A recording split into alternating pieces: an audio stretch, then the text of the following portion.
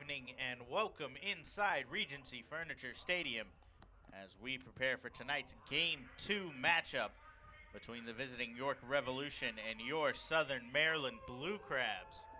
Blue Crabs took Game 1 last night with an exciting bottom of the ninth walk-off double from Michael Snyder as Edwin Garcia led off the inning with a single. Snyder followed with a double down the left field line, rattling around in the corner. Garcia was waved all the way around from first, slid in safely under the tag from the catcher Luis Cruz to win the ball game 5-4. So the Blue Crabs took Game 1. They're looking to take the series here in Game 2 of the three-game set. They'll be led on the mound by right-handed pitcher Brian Grenning. Grenning on the season 2-1 with a 3.05 ERA coming into tonight's matchup. He's yet to throw against the Revolution this season. This is his second start against the Revolution this season. He started against the Revs last time out, actually, going 6.1 innings, 8 hits, 2 strikeouts, 2 runs allowed. He did not factor in the final decision in the Blue Crabs' 5-3 victory. His first pitch, a fastball low and away to the leadoff man Travis Witherspoon, as Witherspoon ahead 1-0. Second pitch swung on and missed as Grenning evens the count 1-1. Grenning works fast on the mound from the right side. Witherspoon digs back into the right-handed batter's box as Grenning begins his delivery. Misses low and away once again. Grenning 5'11", 185 pounds. The 31-year-old is out of Colorado Springs. 2-1 goes to the curveball. Witherspoon out in front of that one. Count goes to 2-2. Witherspoon steps out of the right-handed batter's box, trying to slow down Grenning a little bit. Digs back in now as the 2-2 on its way. Check swing, sent down to first, doesn't go around, says the first base umpire Mario Rosas. The count runs full to the leadoff man here in the inning as Grenning delivers fastball rolled foul towards the Blue Crabs dugout. Count will stay. Witherspoon was 0 for 3 against Grenning on that game back on the first of the month. We mentioned the Blue Crabs took that one 5-3, although Grenning did not factor in the decision. He faced off against York starter last night, Steve Janis, in that matchup. Janis also got a no decision in that one. 3-2 roll toward third. Luis Allen dives. It's past him into left field as Witherspoon is aboard with a leadoff single. Lineup for the Revolution. We saw Witherspoon just now. Alonzo Harris batting second will walk towards the batter's box. Angel Franco third. Michael Burgess in the cleanup spot. Isaias Tejeda, Joel Guzman, Jared Mitchell, Derek Robinson, and batting ninth, Carlos Triunfel. Grenning comes set for the first pitch to the second baseman Harris. He goes to the fastball called strike one. Little bit of defensive alignment change behind Grenning as Devin Rodriguez is day-to-day with a knee injury as he took a foul ball off of his knee last night in the batter's box. Grenning comes set for the 0-1, goes to the curveball called strike two. So Rodriguez is out of his normal spot in left field. Patrick Palmero moves from third back to left field. He's joined in the outfield by Corey Vaughn in center and Zach Cohn in right. Grenning checks on first, Witherspoon back in safely.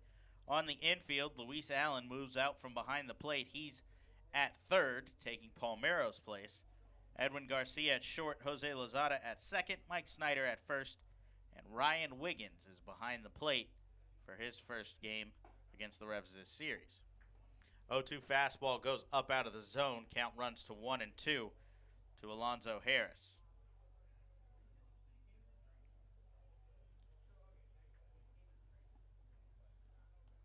Grenning gives a look at first, winds and delivers, swung on and missed as Harris goes down on strikes for the first out in tonight's ball game. So with Rodriguez down with the knee injury, Gary Brown still out with back issues. He was actually placed on the disabled list earlier today. The Blue Crabs' only available position player not in the lineup is Kalaika Kahualala on the bench. Zach Wilson is DHing. He can play either corner infield spot if needed as well, but that's all they have. First pitch to Angel Franco, called strike over the outside corner as Grenning works ahead once again.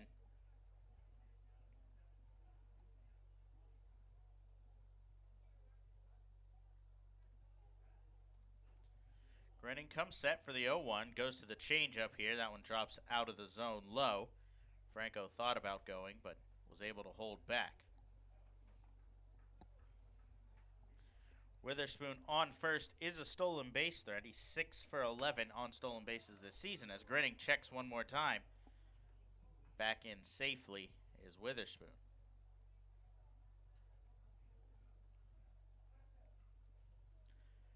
Franco 2 for 4 last night.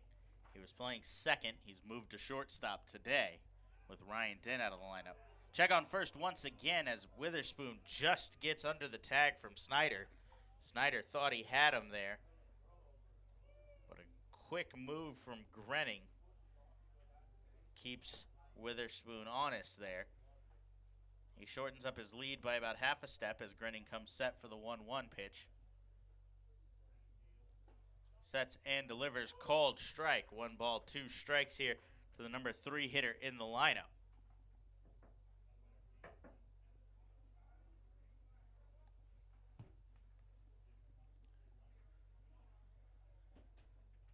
There's nothing on the board under June 7th. Oh, no, I had to take it down. Okay. Check on first once again. Witherspoon back in much easier this time.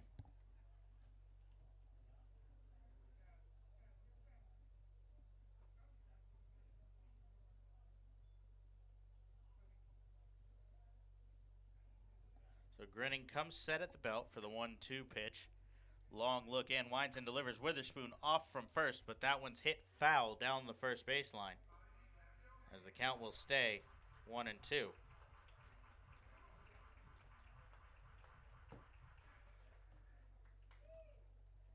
Franco on the season, .281 batting average, 1 home run, 11 RBIs.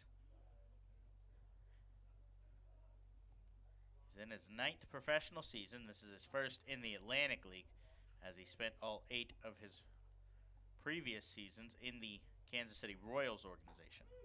1-2 fastball, called strike 3 as Franco's down looking. Grenning picks up his second strikeout for out number 2 here in the top of the first inning. He gave up the leadoff single to Witherspoon through the left side of the infield, but has picked up back-to-back strikeouts, but one more to get as Michael Burgess digs into the left-handed batter's box with 2 down in the inning. Burgess was 2 for 4 last night. He hit a solo home run in the second inning of that game. As the infield shifts to the left, Burgess rolls one towards first. Snyder backhand turns, flips to Grenning, covering the base for the 3-1 putout of Burgess to end the inning. So Grenning works around the leadoff single. He gives up no runs on 1 hit, no errors, and 1 man left on base. Blue Crabs looking to get on the board early. Jose Lozada, Edwin Garcia, and Michael Snyder. When we come back, you're listening to the Blue Crabs Baseball Network.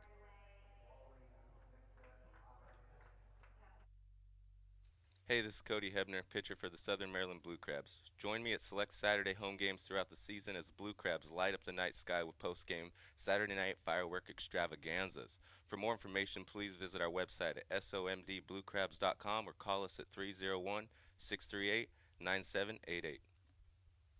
Blue Crabs fans, the Blue Crabs are celebrating their 10th anniversary season in 2017, and they can't do it without you.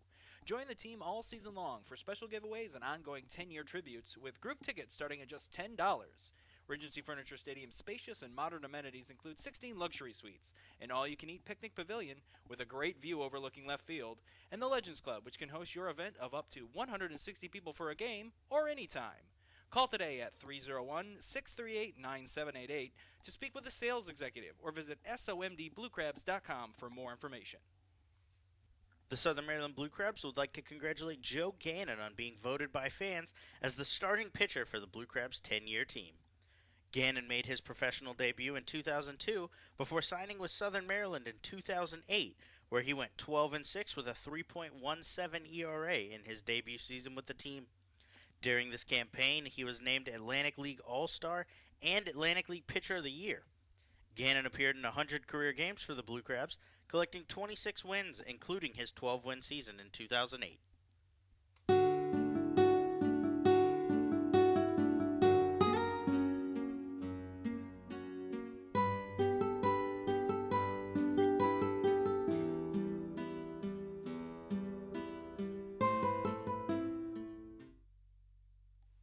Hey, this is Mike Snyder, and you're listening to the Blue Crabs Baseball Network.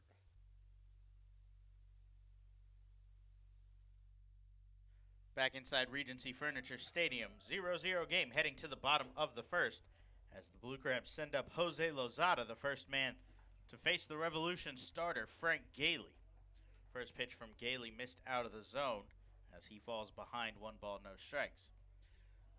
Second pitch to the switch hitting Lozada, called strike, evens the count 1-1. Lozada 1 for 4 last night. He spent the entire night on the left side of the plate against all righties, but with Gailey on the mound as a southpaw, he's moved Lozada to the right-handed batter's box here.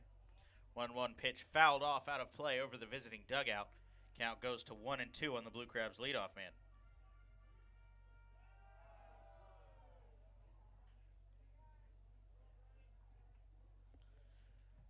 So Gailey works out of the stretch as a starter, winds and delivers. That one shot back up the middle, kicks off of the mound as the shortstop Franco will pick it up behind the pitcher's mound in front of second base with no play. Lozada aboard with a leadoff single on the other side. Witherspoon led off the game with a leadoff single but was stranded on first. Lozada will look to get further than that and come across and put the Blue Crabs ahead here early in tonight's game.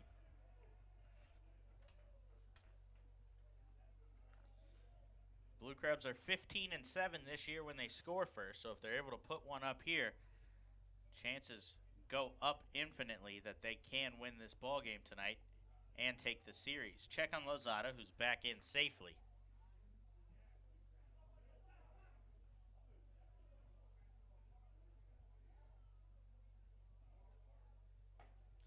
First pitch to Edwin Garcia, called strike. As Garcia falls behind, no balls, 1 strike. Garcia scored the winning run in last night's game. As check on first again, Lozada dives back in safely, no tag from Burgess. Garcia was 3 for 5. He picked up an RBI in that one as well on a single that scored Luis Allen before singling to lead off the bottom of the 9th. Michael Snyder, who waits on deck again tonight, was able to take care of business from there, finding the left field corner to score Garcia and win the game. 0-1 from Gailey, a changeup as he drops to a sidearm delivery, freezes Garcia, no balls, 2 strikes here. Garcia comes in with a .253 batting average on the season. He's yet to homer but has 9 RBIs. He's on a 4-game hitting streak as the southpaw Gailey winds and delivers fastball. That backs Garcia off the plate inside. 1 ball, 2 strikes. Southern Maryland lineup, we saw Lozada and Garcia. Now, Michael Snyder on deck, Zach Wilson in the cleanup spot, followed by Corey Vaughn, Zach Cohn, Luis Allen, Patrick Palmero, and Ryan Wiggins rounds out the lineup. 1-2 popped up in foul territory as Burgess is giving chase, but that one's going to get out of play as the count will hold 1-2. Defensive alignment for the Revolution behind Gailey, Derek Robinson in left, Witherspoon in center, Jared Mitchell in right. Across the infield, Carlos Triumphel at third, Franco at short, Alonzo Harris at second, Michael Burgess at first, and Isaiah Tejeda behind the plate. 1-2 rolled towards third. Triumphel charges, flips to second as Harris will hold it there. No play at first for the 5-4 putout. Lozada's out at second. Garcia trades places with him with one out in the inning now. That'll bring up the man we mentioned earlier, last night's hero, Michael Snyder, as he'll dig into the right-handed batter's box with one out and a man on first once again. Last night, Snyder was able to capitalize on this same situation as he's swinging on the first pitch here, a high fly ball to right center field. The center fielder Witherspoon drifting over, makes the catch. Garcia is tagging from first. The throw from Witherspoon pulls the shortstop Franco off the base. Garcia slides around a diving tag and is in safely at second on a sac fly from Mike Snyder. Heads up play there from Garcia, seeing that that one was drifting towards the warning track. He had time to tag from first. The throw was a little offline to the right of second base. Garcia recognized the throw, slid towards the inside of the base, and got around the tag from Franco to get in scoring position for the cleanup hitter, Zach Wilson. Wilson 0 for 3 last night, but he did score a run as he takes a first pitch fastball outside. 1 ball, no strikes. Wilson walked in the 5th inning of that game last night, scored on a 2-run homer from the man on deck, Corey Vaughn. Wilson gets a hold of one here to deep left center field, I should say. The center fielder Witherspoon calls for it just short of the warning track and camps under it for the final out in the inning. So a couple of deep fly balls from Snyder and Wilson are handled as the Blue Crabs put up no runs on 1 hit, no errors. They leave 1 man on base. Still 0-0 game as we head to the top of the second. Tejeda, Guzman, and Mitchell coming up for the Revs when we come back. You're listening to the Blue Crabs Baseball Network. Celebrate the history of our national pastime at the National Baseball Hall of Fame and Museum in Cooperstown. See priceless treasures that will bring your baseball memories to life. Cooperstown is where you, your family, and your friends can relive baseball's greatest moments and honor the all-time greats of the game. Plan your family visit today at baseballhall.org. Blue Crabs fans, join us at select Thursday home games for Foster's Grill Wings and Beer Night. For just $30, you can enjoy a ticket to the game and 2 hours of all-you-can-eat Foster's Wings and all-you-can-drink beer in the Legends Club from 6 p.m. till 8 p.m. For more information on this or any other exciting offers throughout the season, please visit our website at somdbluecrabs.com or you can call us at 301-638-9788. For any sign, banner, or custom graphics needs, be sure to check out Fast Signs of Waldorf. Fast Signs works with you to create a targeted message that brings interest to your product, and their expert graphic design artists bring your ideas to life for you. For more information on their products and services, visit their website at fastsigns.com/2017 or stop by their Waldorf location located at 11750 Business Park Drive, Suite 105, open Monday through Friday. Fast Signs, the official sign partner of the Southern Maryland Blue Crabs.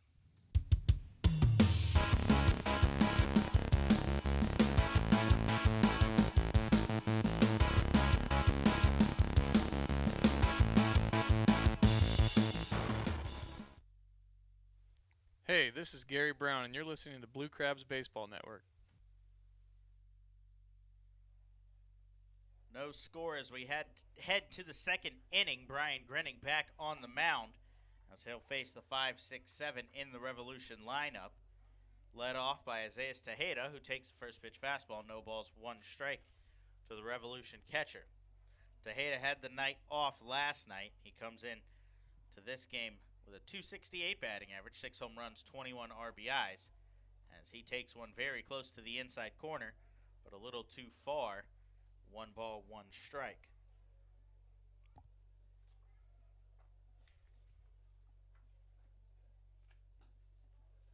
Grenning goes to the curveball here as that misses off the plate away. 2 balls, 1 strike.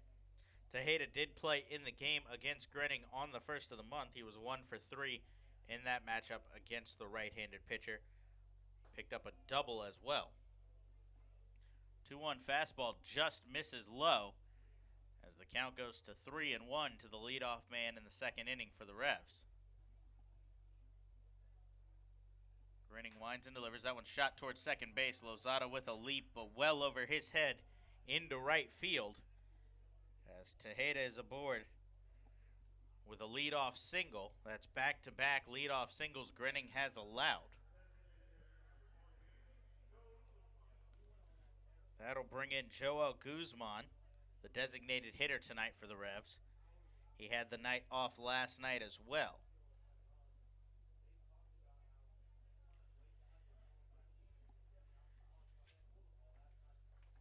So Guzman digs into the right-handed batter's box, an imposing figure at the plate as he's swinging on the first pitch, rolled towards short. Garcia lays out, not gonna get there as that's through to left field.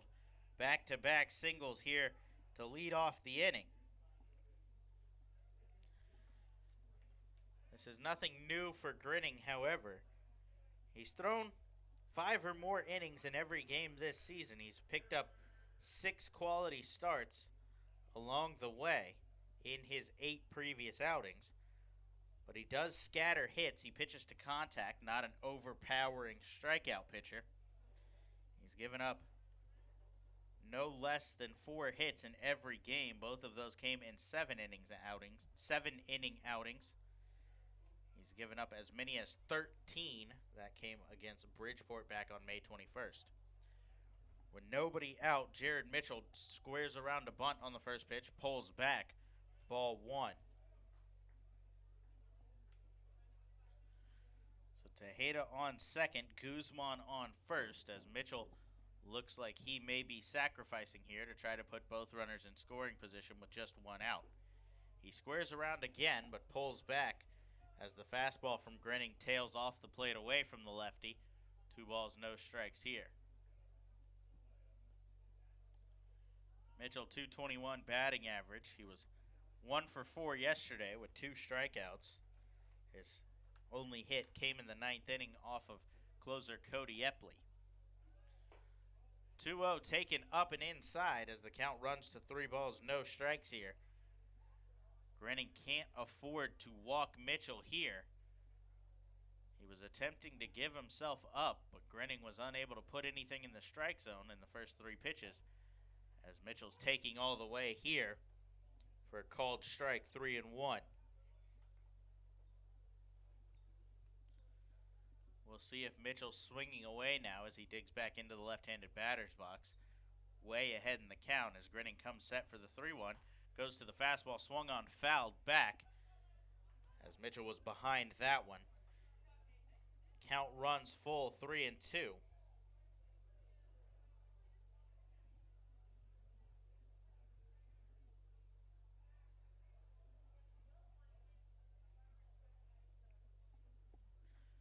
So Grinning comes set, gives a look at second, delivers a changeup, called strike 3.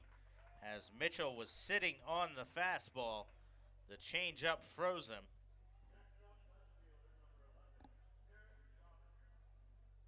So Mitchell goes down on strikes for the first out in the inning. That'll bring up Derek Robinson. Robinson was 0 for 4 in last night's game. He struck out twice in 2 of the most crucial at-bats in that game. Grinning comes set for the first pitch here. Goes to the curveball as that one misses. 1 ball, no strikes. Robinson came up with runners on second and third in the 6th inning. They were on first and second, advanced on a wild pitch, and struck out to end that one as he takes another one here low. 2 balls, no strikes. He then came up in the 8th inning in a tie ball game again with runners on first and third this time, and 2 outs, struck out that time against Zach Thornton. Grinning steps off the back of the mound here, looking to reset behind in the count. 2 balls, no strikes already.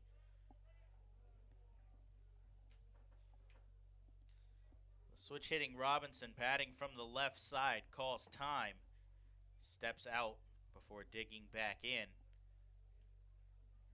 Nobody holding at second or first, as both runners with large leads. Grinning turns to the changeup, 2 balls, no strikes. That misses away as he falls behind 3-0 to the second batter in a row. He battled back against Mitchell for the strikeout as he comes set for the 3-0 to Robinson here. Delivers a fastball, taking all the way. 3 balls, 1 strike again.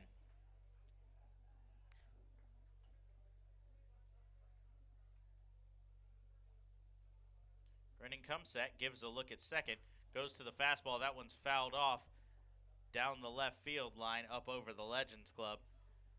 As the count runs full, this is the 3rd full count Grinning's faced already in the night. As he tries to battle back from being down 3-0 to consecutive batters. He picked up a strikeout looking against Mitchell. He comes set for the payoff pitch to Robinson here. Winds and delivers. Change up again. This one's fouled off, as the count will stay where it is. Grinning has now turned to the changeup on 2 of his 3 full count pitches. It seems to be the pitch he trusts tonight to get him out of a jam. A pitch that he can and has thrown for a strike so far tonight. He comes set for the payoff pitch once again. 7th pitch in the at-bat is on its way. High fly ball to right field. Right fielder Cone drifting a little bit to his left. Neither runner will tag as Cone camps under it, makes the easy play, and fires back in for the 2nd out of the inning. So Grinning gave up back-to-back singles to lead off the inning. Fell behind 3-0 to 2 consecutive batters, but was able to pick up 2 outs. He's just 1 out away from stranding 2 runners here early in tonight's game. He'll have to get through the number 9 hitter in the Revolution lineup, Carlos Triunfo, as he digs into the right-handed batter's box. Grinning asks for a new baseball and gets one.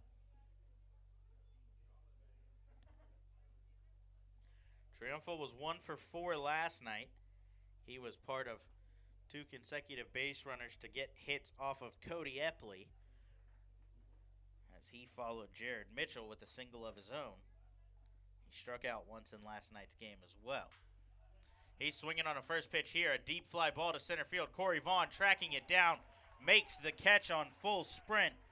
Just short of the warning track. Triumphal jumped on a first pitch fastball there, but Vaughn with a phenomenal play in center to track it down. Strands 2.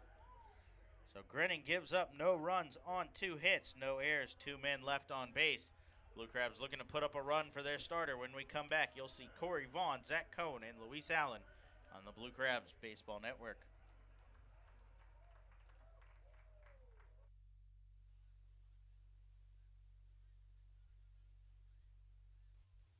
Hey everyone, this is Sam Runyon from the Southern Maryland Blue Crabs.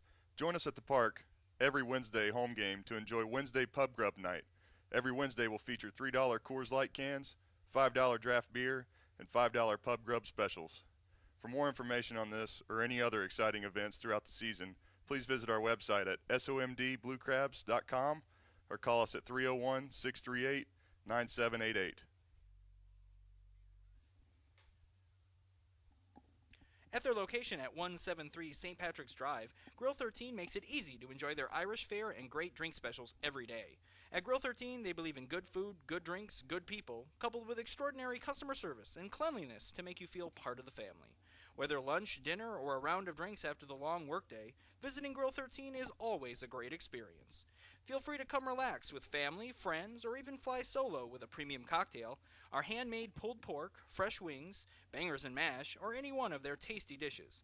Then indulge in one of Grill 13's famous premium handmade Sugar Lips desserts.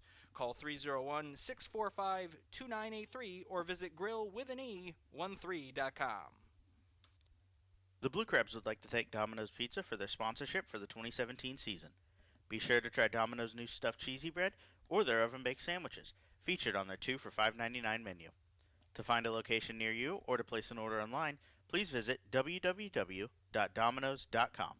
Domino's Pizza, the official pizza sponsor of the Southern Maryland Blue Crabs. Hey, this is Cody Hebner, and you're listening to the Blue Crabs Baseball Network. Back here inside Regency Furniture Stadium as Corey Vaughn swinging on the first pitch in the bottom of the second. High fly ball to right center field. The right fielder, Mitchell, drifts over and makes the catch for the first out here in the inning. So one pitch, one out for Frank Gailey here in the second, as right fielder Zach Cohn will dig in for his first at-bat.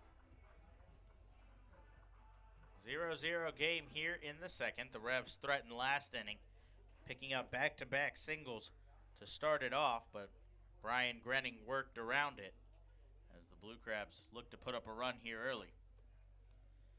First pitch fastball to Cohn from the lefty Gailey, tails outside. 1 ball, no strikes.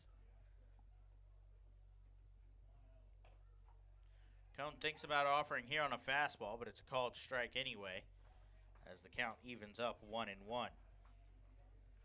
Cohn has been one of the hottest hitters in the Blue Crabs lineup. He has the longest active hitting streak at 7 games coming into tonight, as he takes a fastball outside from Gailey again. 2 balls, 1 strike.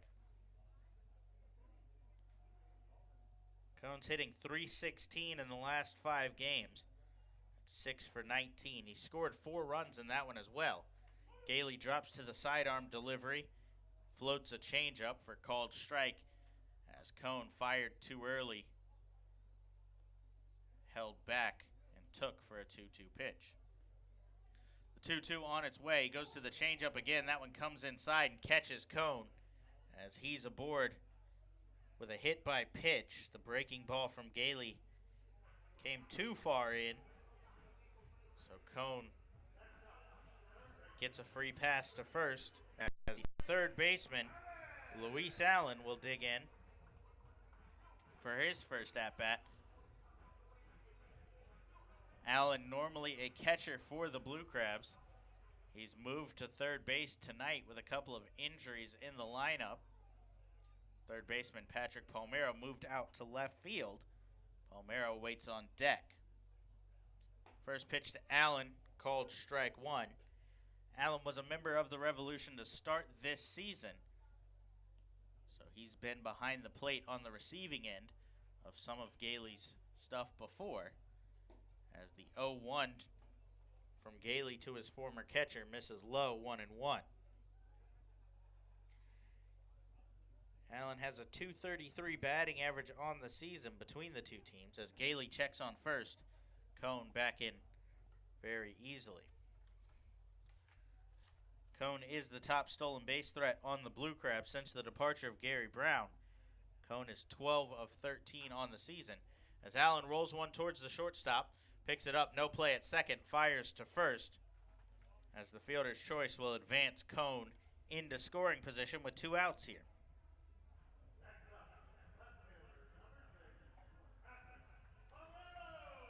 That'll bring in left fielder Patrick Palmero for his first at-bat of the season as a member of the outfield. Palmero has started every game for the Blue Crabs this season.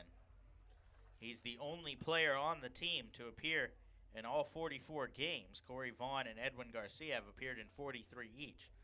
Palmero has started 43 of the 44 games at third base and 1 as the designated hitter. He takes a big cut on a first pitch fastball, high fly ball to deep left field. The left fielder, right fielder Mitchell, drifting back, not able to make the catch as it hits off the wall. Palmero will walk into third base with a triple that scores Zach Cohn easily from second for the first run in the game tonight.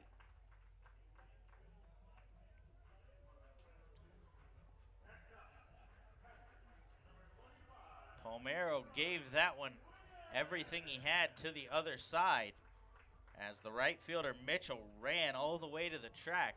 It looked like he might be able to make that catch, and then it looked like it might have gotten out, but it hit off the top of the wall, rolled back past Mitchell.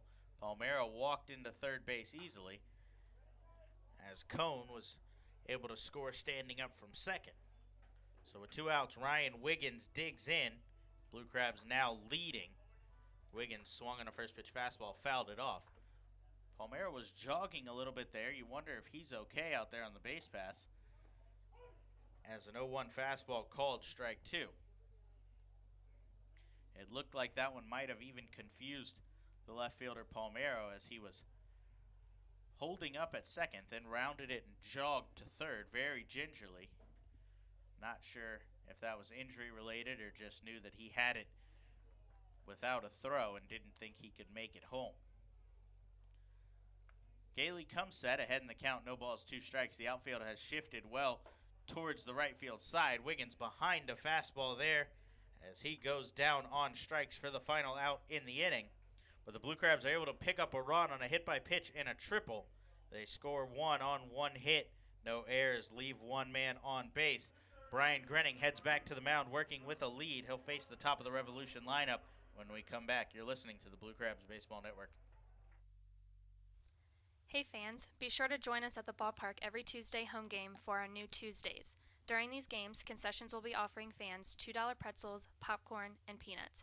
For more information, please visit our website at somdbluecrabs.com or call us at 301-638-9788. At their location at 173 St. Patrick's Drive, Grill 13 makes it easy to enjoy their Irish fare and great drink specials every day.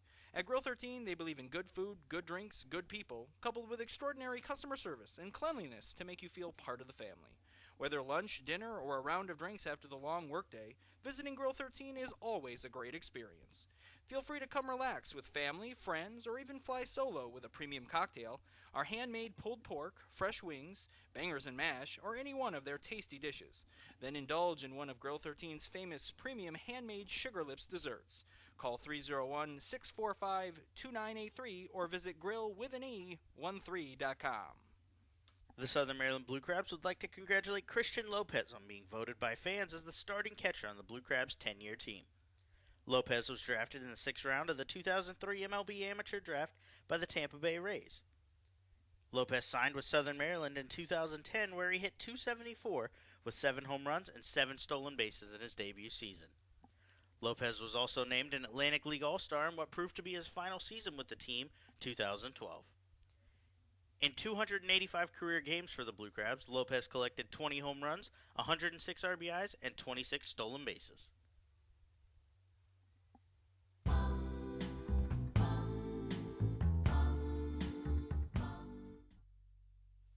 Hey, this is Zach Cohn, and you're listening to Blue Crabs Baseball Network.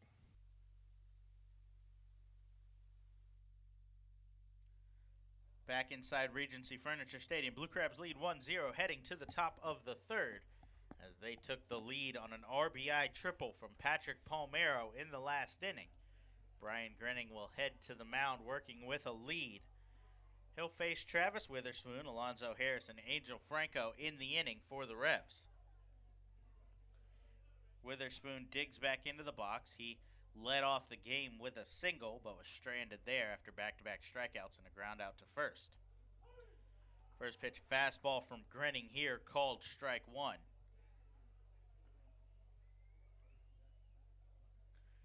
Grenning still working quickly out on the mound, turns to the changeup here, misses low, 1 ball, 1 strike. Grenning's thrown 39 pitches here in tonight's game. As the 1-1 driven towards left field, Witherspoon's aboard with a leadoff single once again.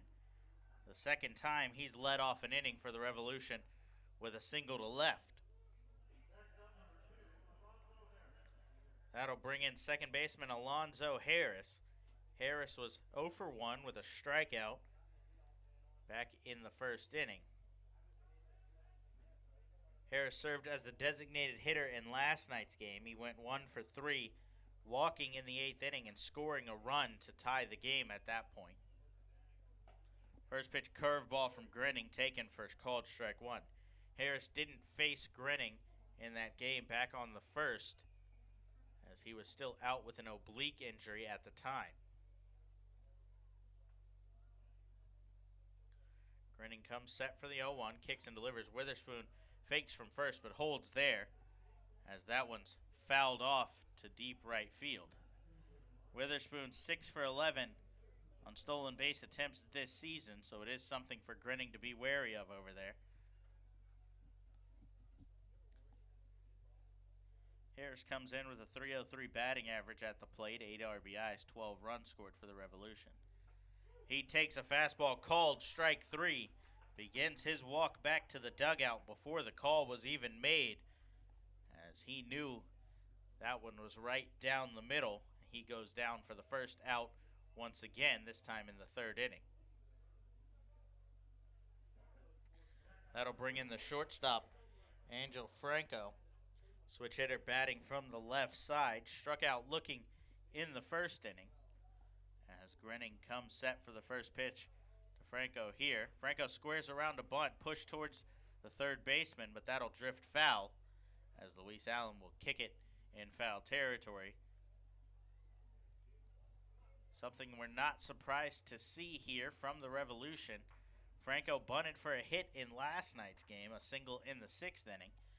And with Luis Allen not a normal 3rd baseman, we mentioned he's been the everyday starting catcher for the Blue Crabs, moving over to 3rd for tonight's game. You'd think the Revolution would test him. 0-1 line towards left center field. Corey Vaughn cuts it off. Witherspoon around second. Vaughn throws behind him. Witherspoon able to get back in safely as he advances to second on the Franco single with 1 out in the inning.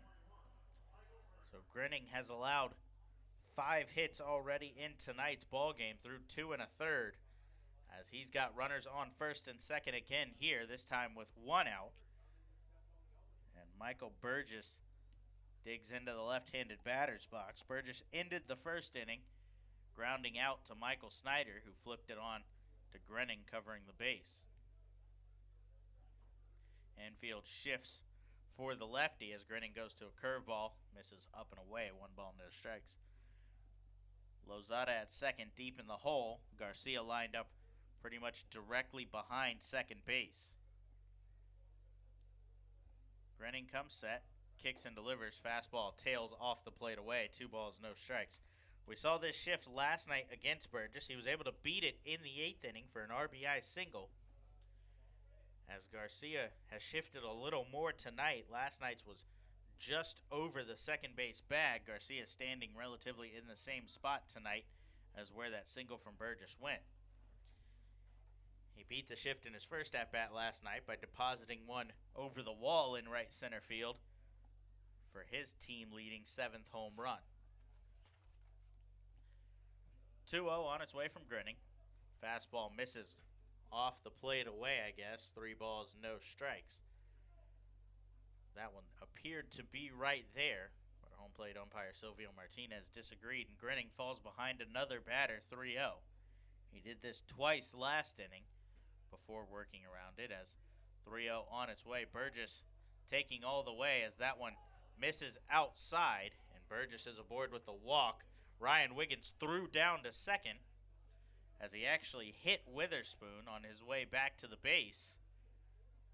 The shortstop Garcia wasn't paying attention as he assumed the walk from Burgess there. The thing about a walk, though, is the ball is still live. So had Garcia not picked that one up, Witherspoon could have continued to run, but instead time was called as the bases are now loaded with 1 out. That's the first walk Grenning has allowed. So Isaias Tejeda digs in. He takes a first pitch curveball outside, 1-0. Tejeda singled to lead off the 2nd inning, his last time up. A single here would score 1, possibly 2, as a fastball misses outside from Grenning. 2 balls, no strikes here, as the righty is struggling to find his command on the mound. Tejeda second on the team with 21 RBIs. He trails only the man on first, Burgess. Burgess on first, Franco on second, Witherspoon on third with 1 out here in the inning. The infield's back looking for the double play to try to get out of this. Grenning comes set here, behind in the count, 2-0. Just misses outside, 3 balls, no strikes here. Grenning is trying his best to paint the corners Silvio Martinez is not giving the outside pitch at all. As Grenning's behind 3-0 once again. He comes set with nowhere to put him. Puts one right across the middle. 3 balls, 1 strike. 2 singles and a walk have loaded the bases. Brian Grenning in trouble here in the top of the third. The Blue Crabs put up 1 in the bottom of the second to give him a lead. He's trying to hold it as he comes set for the 3-1. That one's rolled towards second. Lozada picks it up, flips to Garcia, who fires on to first. A 4-6-3 double play. Brian Grenning works out of a jam and strands the bases loaded here. He gives up no runs on 2 hits. No errors and 3 men left on base. Blue Crabs looking for some more insurance when we come back. You'll see Lozada, Garcia, and Snyder on the Blue Crabs Baseball Network.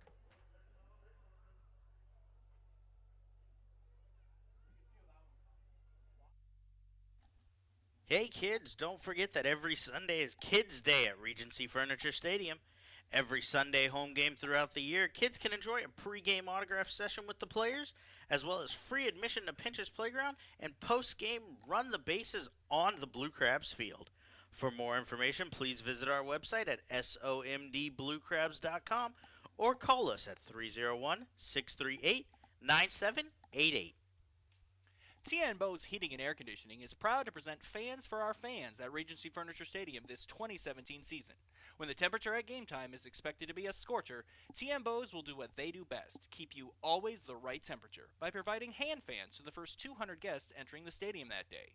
Learn more about their technologically advanced AeroSeal duct sealing procedure online at tnbose.com. TN Bose for all of your air conditioning and heating needs.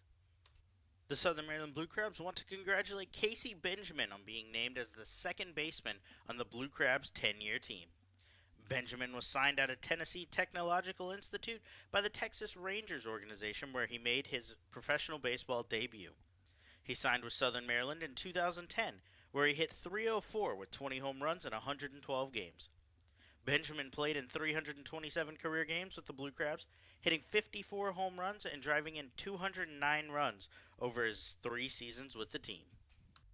Hey, this is Kalaika Kaho'ahala, and you're listening to Blue Crabs Baseball Network. Back inside Regency Furniture Stadium, Blue Crabs lead 1-0 heading to the bottom of the third. As Jose Lozada digs into the right-handed batter's box, takes a first pitch fastball from Frank Gailey, called strike 1. Second pitch from Gailey, fouled back towards the visiting on-deck circle. Count goes to 0-2. Gailey's given up just 2 hits in the ballgame, a single to Lozada back in the first. He was forced out on a fielder's choice. And the RBI triple to Patrick Palmero as the 0-2 breaking ball stays off the plate. 1 ball, 2 strikes. Gailey hit Zach Cohn in the second inning with 1 out.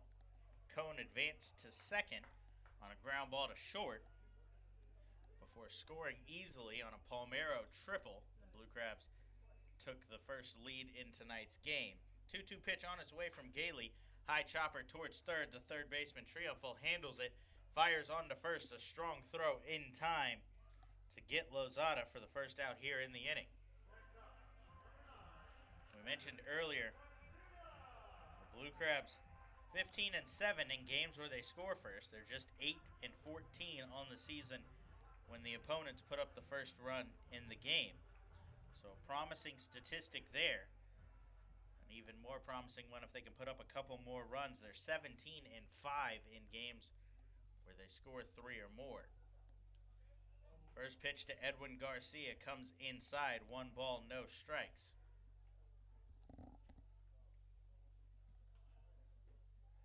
Gailey turns to the changeup here, floats it in to even the count, 1-1. Another game that both of these teams are keeping a close eye on. Lancaster and Sugar Land are in the midst of a 3-game series. The Barnstormers have put up 1 run. They lead 1-0 in the top of the 4th inning at home against the Skeeters. Lancaster currently leads the Freedom Division. They're 1.5 games ahead of the Blue Crabs. As Garcia pops up the 1-1 pitch in foul territory by first base, Burgess drifting over onto the warning track makes the catch for the second out here in the inning. So 2 down for the first baseman, Michael Snyder. He'll bat with the bases empty. That's the way pitchers like to face Snyder nowadays, as the big first baseman comes in with 284 batting average, 8 home runs, and 28 RBIs. Well, Lancaster sits at 25 and 20, 1.5 games over the Blue Crabs, 23 and 21. Sugarland, 23 and 22. And York at the bottom of the division, 17 and 27. They're 7.5 out. First pitch to Snyder, fouled straight back. No balls, 1 strike here. Snyder flew out to deep center in his first at-bat. It was deep enough that Edwin Garcia was able to tag up from first, advance to second, but he was stranded there. 0-1 breaking ball comes back over the outside corner. No balls, 2 strikes here. Snyder last season led the Blue Crabs in home runs. He hit 25 in 95 games. He missed some time due to injury that year. The 0-2 on its way, swung on, fouled straight back. No balls, 2 strikes. Snyder, the second member of his family to play for the Blue Crabs, his brother Brandon, who has major league experience, started 2015 with Southern Maryland. He was picked up later in that season by the Nationals organization. Check swing from Snyder, and he went around. He goes down on strikes to end the inning. He knew he went around, as that was sent down to Mario Rosas, who agreed. So Gailey picks up his second strikeout of the game, sits the Blue Crabs down in order in the bottom of the third. They put up no runs on no hits, no errors, and nobody left on base. Grinning heads back to the mound looking for his first 1-2-3 inning. He'll face Guzman, Mitchell, and Robinson when we come back. You're listening to the Blue Crabs Baseball Network.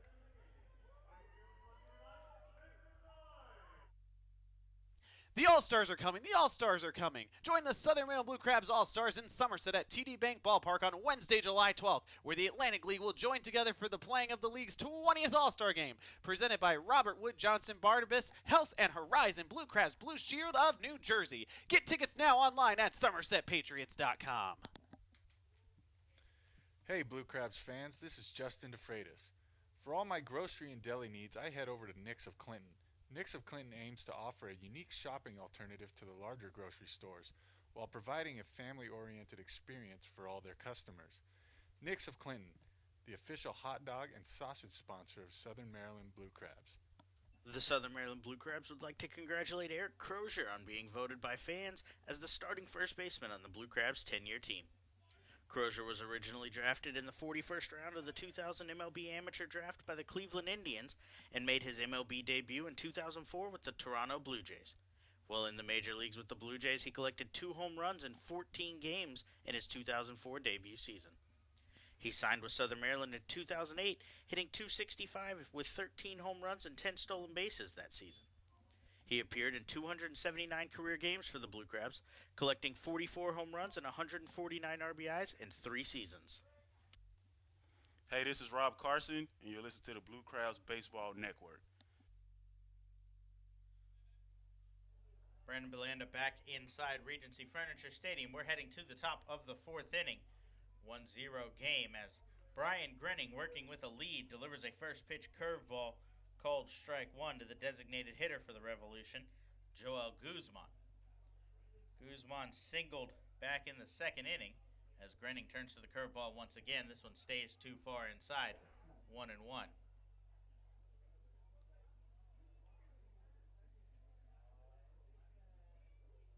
Guzman was part of back-to-back singles to lead off that 2nd inning. Tejeda in front of him started it as he jumps on a fastball here a little bit too early, as that'll go foul in the Blue Crabs bullpen. 1 ball, 2 strikes. But Tejeda led off that 2nd inning with a single. Guzman followed with one of his own, putting runners on 1st and 2nd with nobody out. Grenning was able to pick up a strikeout and 2 fly balls to work out of the jam. 1-2 fastball called strike 3 as Guzman, unable to pull the trigger on that one, goes down looking. He goes down as the first out here in the inning. That's the 5th strikeout of the afternoon for Grinning already. 4 of the 5 have been looking. Alonzo Harris, the only one to go down swinging so far today. 1 out, that'll bring up the right fielder, Jared Mitchell. Mitchell takes a first pitch curveball as Grinning is working ahead with the off-speed stuff. The opposite of what you normally see. Lead off with the fastball, then turn with the off-speed stuff. The 0-1 fastball drifts low and away. 1 ball, 1 strike. Grinning hasn't had great command of the fastball. We've seen him feature it in those 3-0 counts. He's faced 3 3-0 counts already, as well as 3 full counts in the game. 1-1 rolled towards first. Snyder eats it up there and takes it over to the base for the 3 unassisted. Mitchell down for the 2nd out here in the 4th inning. So Grinning's allowed 5 hits already in the game. A walk in the 3rd that loaded the bases, but he's been able to dance out of trouble all night long. He's stranded 6 base runners already. He's looking for a 1-2-3 inning here, though, as he's got the first 2 down in the inning. The last person to face left fielder Derek Robinson. Robinson flew out to shallow right field in his last at-bat in the 2nd. The speedy left fielder digs in, swinging on a first pitch curveball out in front of that one as it bounced in the dirt. No balls, 1 strike here. Robinson dropped to 8th in the lineup tonight. He batted 6th last night. We've seen him as high as leadoff in the game against Grinning earlier this month. Grinning winds and delivers the 0-1. That's fouled straight back off the top of Ryan Wiggins. No balls, 2 strikes. That one hit the top of Wiggins' helmet before skipping back to the backstop. So Grinning looking for another strikeout here in the inning. Winds and delivers the 0-2. That one's swung on towards left center field. Corey Vaughn heading over, not able to get there as Robinson turns around first, but will hold there with a 2-out single. So Grinning was 1 strike away from his first 1-2-3 inning, but instead he'll have the dangerous runner of Derek Robinson at first and Carlos Triunfel digging in. Triunfel barely missed a double, possibly more, in the 2nd inning as he had runners on first and second with 2 outs and shot a first pitch fastball to deep center. Corey Vaughn on full sprint reached up at the last second, snagged it just short of the warning track. Grinning turns to the first pitch curveball, misses low and away. 1 ball, no strikes. Triunfel was 1 for 4 in last night's ball game. He comes in with a .200 batting average, 1 home run, 6 RBIs. Shot towards third. Luis Allen off his glove, picks it up, fires to second. Lozada's there in time for the 5-4 putout on the fielder's choice.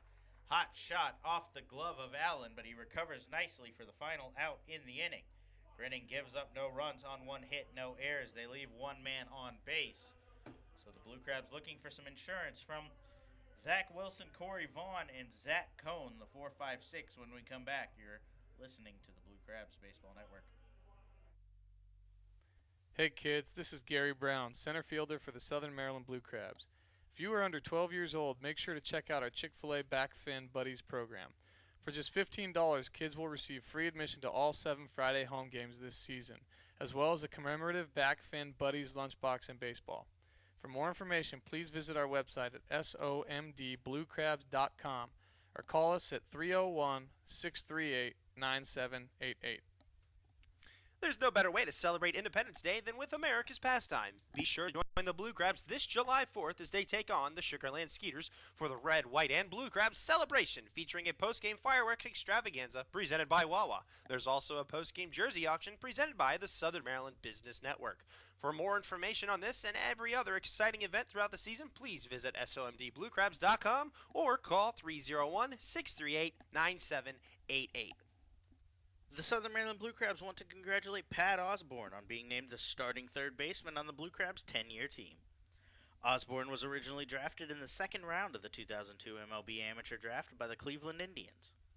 He signed with Southern Maryland in 2008, where he hit .326 with 17 home runs and 106 RBIs in his debut season. In 5 years with the Blue Crabs, Osborne finished with a .297 batting average while hitting 39 home runs and collecting 225 RBIs in 386 career games with the team. Hey, this is Edwin Garcia, and you listen to Blue Crab Baseball Network. 1-0 Blue Crabs lead heading to the bottom of the fourth as Zach Wilson leads off the inning against the southpaw Frank Gailey. First pitch from Gailey swung on and missed as Wilson falls behind. The designated hitter for the Blue Crabs 0 for 1 tonight as he flew out to center back in the first inning. That stranded Edwin Garcia at second as Wilson just missed his 35th RBI of the season. 1-1 pitch from Gailey. He turns to the breaking ball. That stays up and away. 2 balls, 1 strike here. Wilson has platooned most of the season at first base with Michael Snyder as he takes change up here. 2 balls, 2 strikes, but he went down with an injury. He had 14 stitches put into his right leg.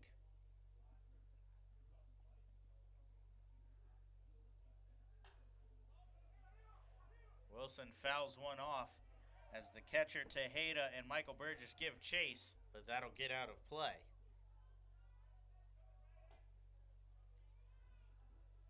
So Wilson, since then, he missed a couple of games, returned this past weekend in the series against New Britain, the second game of that one on Saturday. He served as the designated hitter since his return, as the Blue Crabs want to be careful not to reopen the stitching. So he's wary on the base pass of sliding, and to avoid any potential dives or anything like that, they're just having him DH rather than platoon at first, leaving Snyder out there full time. The 2-2 missed inside, 3 balls, 2 strikes here. Payoff pitch to Wilson, jumps on a changeup. That one ripped foul over the Blue Crabs bullpen. 3 balls, 2 strikes here.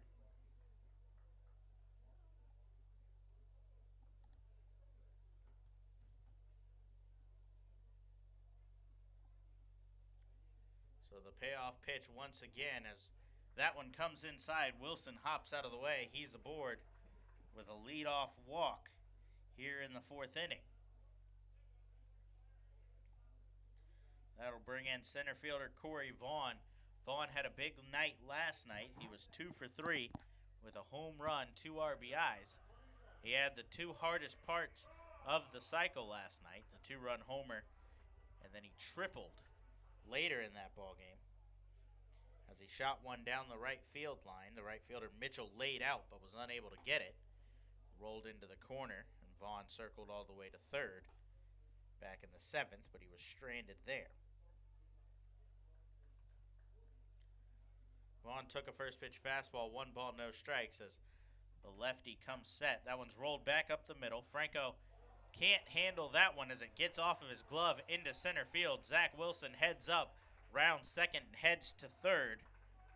As that one skips off the glove of Franco, Vaughn is aboard via the E6. Wilson advances to third to put runners on the corners here with nobody out in the inning.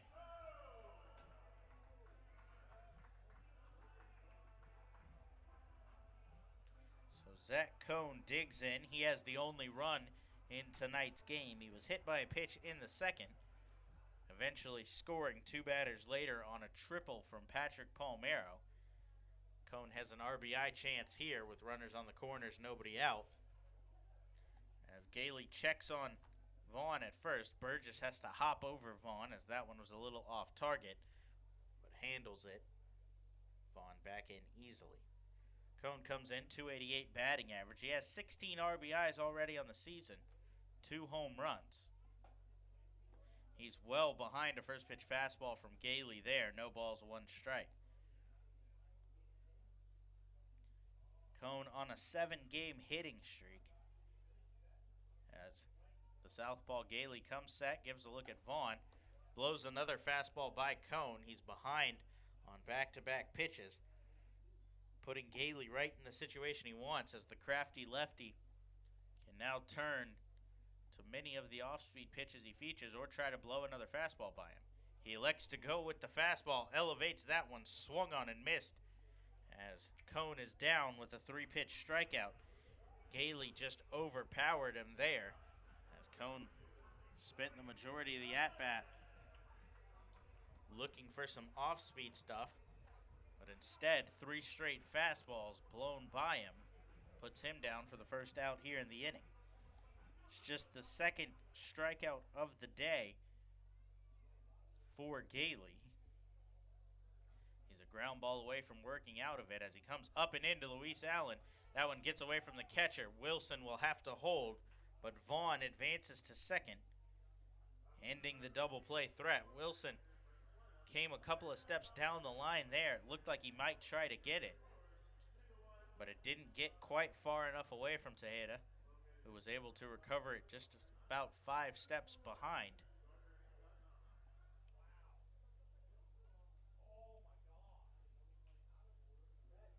So the double play is out of order here as the infield has pulled in for the Revolution.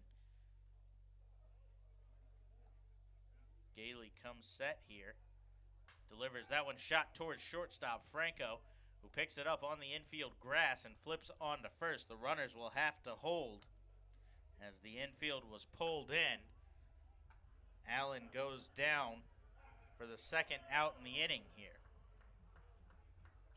So a good move by the Revolution manager, Mark Mason, as he pulled his infield in to try to cut down the run at home. Zach Wilson was forced to hold on the hard ground ball that was hit right at Franco. So just 1 out away as Gailey has to go through Patrick Palmero. First pitch change up to Palmero, called strike 1. The left fielder for the Blue Crabs tonight tripled in his first at-bat that scored Cone.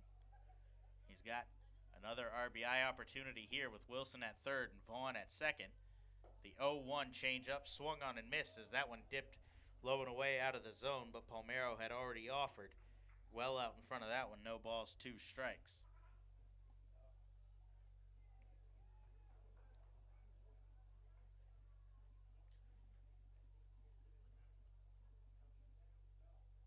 Gailey comes set at the belt for the 0-2. Kicks and delivers. Blows a fastball by Palmero as the catcher Tejeda with a fist pump.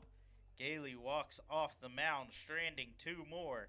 He picks up 2 strikeouts in the inning to work around the error. Gives up no runs on no hits.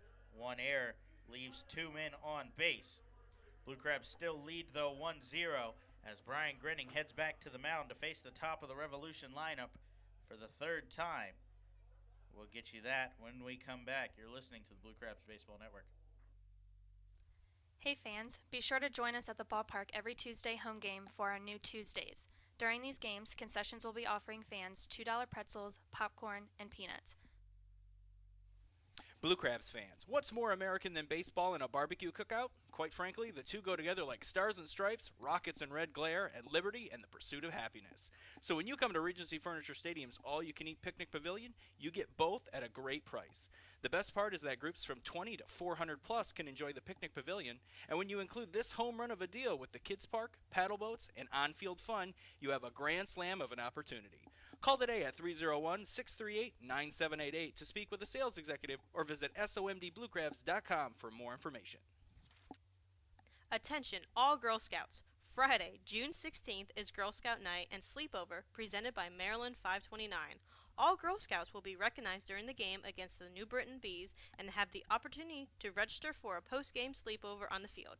For more information on this or any other exciting events throughout the season, please visit our website at somdbluecrabs.com or you can call us at 301-638-9788. The Southern Maryland Blue Crabs would like to congratulate Travis Garcia on being named the starting shortstop on the Blue Crabs' 10-year team. Garcia was originally drafted by the New York Mets in the 21st round of the 2003 MLB Amateur Draft. He signed with Southern Maryland in 2008, their debut season, and in 2009 he hit .353 with 16 home runs and 63 RBIs. In 5 seasons with the Blue Crabs, Garcia finished with 59 home runs and 229 RBIs in 330 games.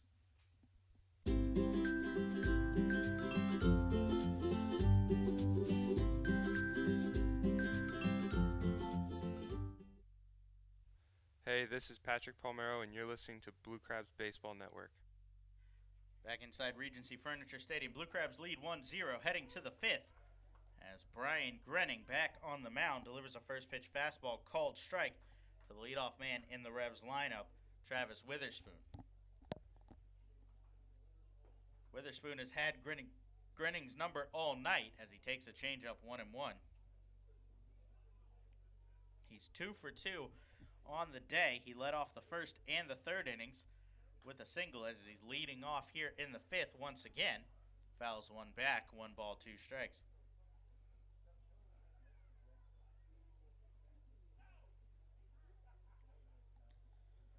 So Grenning looking to get Witherspoon out for the first time tonight. Winds and delivers the 1-2. Fastball just misses off the plate. 2 balls, 2 strikes. Witherspoon is now 4 for 7 in the series. He was 2 for 5 last night, including a deep home run. As Grenning turns to the changeup here, that one dips low out of the zone. 3 balls, 2 strikes.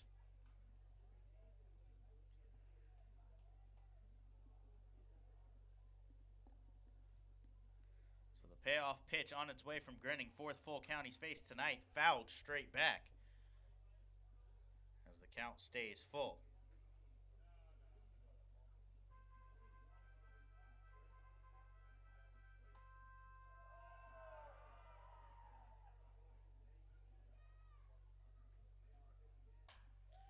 Payoff pitch for the second time. High fly ball to right center field.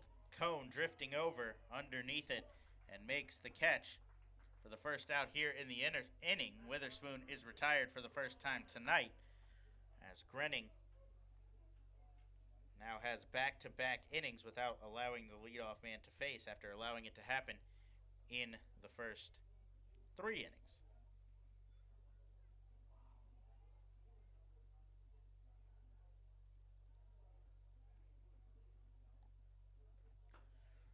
First pitch here to the second baseman, Alonzo Harris, a fastball that misses low. 1 ball, no strikes. Harris has gone down on strikes both of his first 2 at-bats, swinging in the first inning and went down looking for the first out in the 3rd inning. Grenning turns to the curve ball here, buckles the knees of Harris as that comes back across the plate, evens the count 1-1.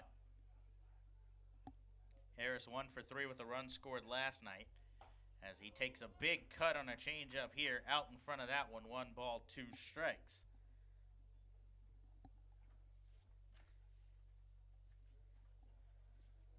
Harris on the season against the Blue Crabs is hitting .400 in 4 games as he shoots one towards shallow center field. Vaughn coming on quickly, camps under that one, and makes the catch as Vaughn looked like he thought that one might get down in front of him, but showed off the speed a little bit there and makes the easy play to bring up Angel Franco with 2 outs. Franco 1 for 2 on the day. He's picked up one of the 6 hits Grenning has allowed through 4 2/3. As he squares to bunt here, pulls back and takes the first pitch called strike. We saw this from Franco last at bat. He tried to push a bunt down the third baseline that went foul. Luis Allen not fully comfortable over there at third, but says he has played there before. As the 0-1 from Grenning, curveball just misses away. 1 ball, 1 strike. Allen stays in on the grass here, as we saw Franco bunt for a hit last night. He was 2 for 4 last night. He's 9 for 27 against the Blue Crabs this season. He's played in all 7 games in which the Revolution have faced the Blue Crabs this season, as he rolls the 1-1 foul down the first baseline. 1 ball and 2 strikes.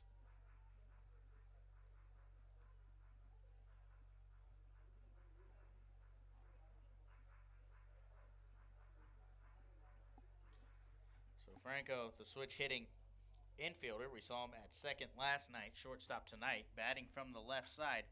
Swings on a 1-2 curveball, fly ball out towards left field. Palmero under that one, makes the easy catch. So Grenning gets his first 1-2-3 inning on fly balls all around the outfield, right, center, and left. He gives up no runs on no hits, no errors, and leaves nobody on base. Blue Crabs looking for some insurance for their starter when we come back. Ryan Wiggins, Jose Lozada, and Edwin Garcia look to put up one or more. You're listening to the Blue Crabs Baseball Network. Every Tuesday night is Silver Sluggers Night with the Blue Crabs, sponsored by the Cancer and Blood Disorders Treatment Center. Membership to the Silver Sluggers starts at just $25, and all members will receive tickets to every Tuesday home game, including our 4th of July Red, White, and Blue Crabs celebration, as well as a special Silver Sluggers t-shirt. For more information, please visit our website at somdbluecrabs.com, or you can call us at 301-638-9788. Washington sports fans, get ready because August 18th is Washington Sports Night with the Blue Crabs. Friday, August 18th, the Blue Crabs will welcome Screech from the Washington Nationals and Gee Whiz from the Washington Wizards to Regency Furniture Stadium for a night of mascot fun with our very own Pinch. For more information on this or any other exciting events throughout the season, visit somdbluecrabs.com or call 301-638-9788. The Southern Maryland Blue Crabs would like to congratulate Jeremy Owens on being named a starting outfielder on the Blue Crabs' 10-year team. Owens was originally drafted by the San Diego Padres in the 8th round of the 1998 MLB Amateur Draft. He signed with Southern Maryland for their debut season in 2008, and in 2009 he collected 28 home runs and 80 RBIs while stealing 15 bases. Owens spent 7 seasons playing for the Blue Crabs, compiling 105 home runs, 340 RBIs, and 98 stolen bases, while appearing in a Blue Crabs record 737 career games. Back inside Regency Furniture Stadium, Blue Crabs lead 1-0 as Ryan Wiggins swings on one there, a line drive towards short, but a leaping effort from Franco sits him down as the first out here in the inning.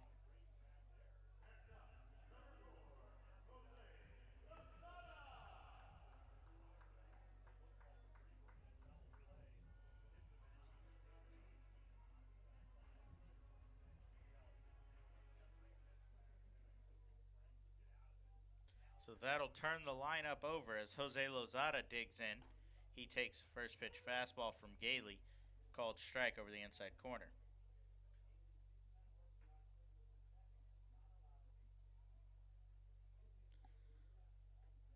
So 0-1 fastball comes inside. Lozada hops out of the way, 1-1.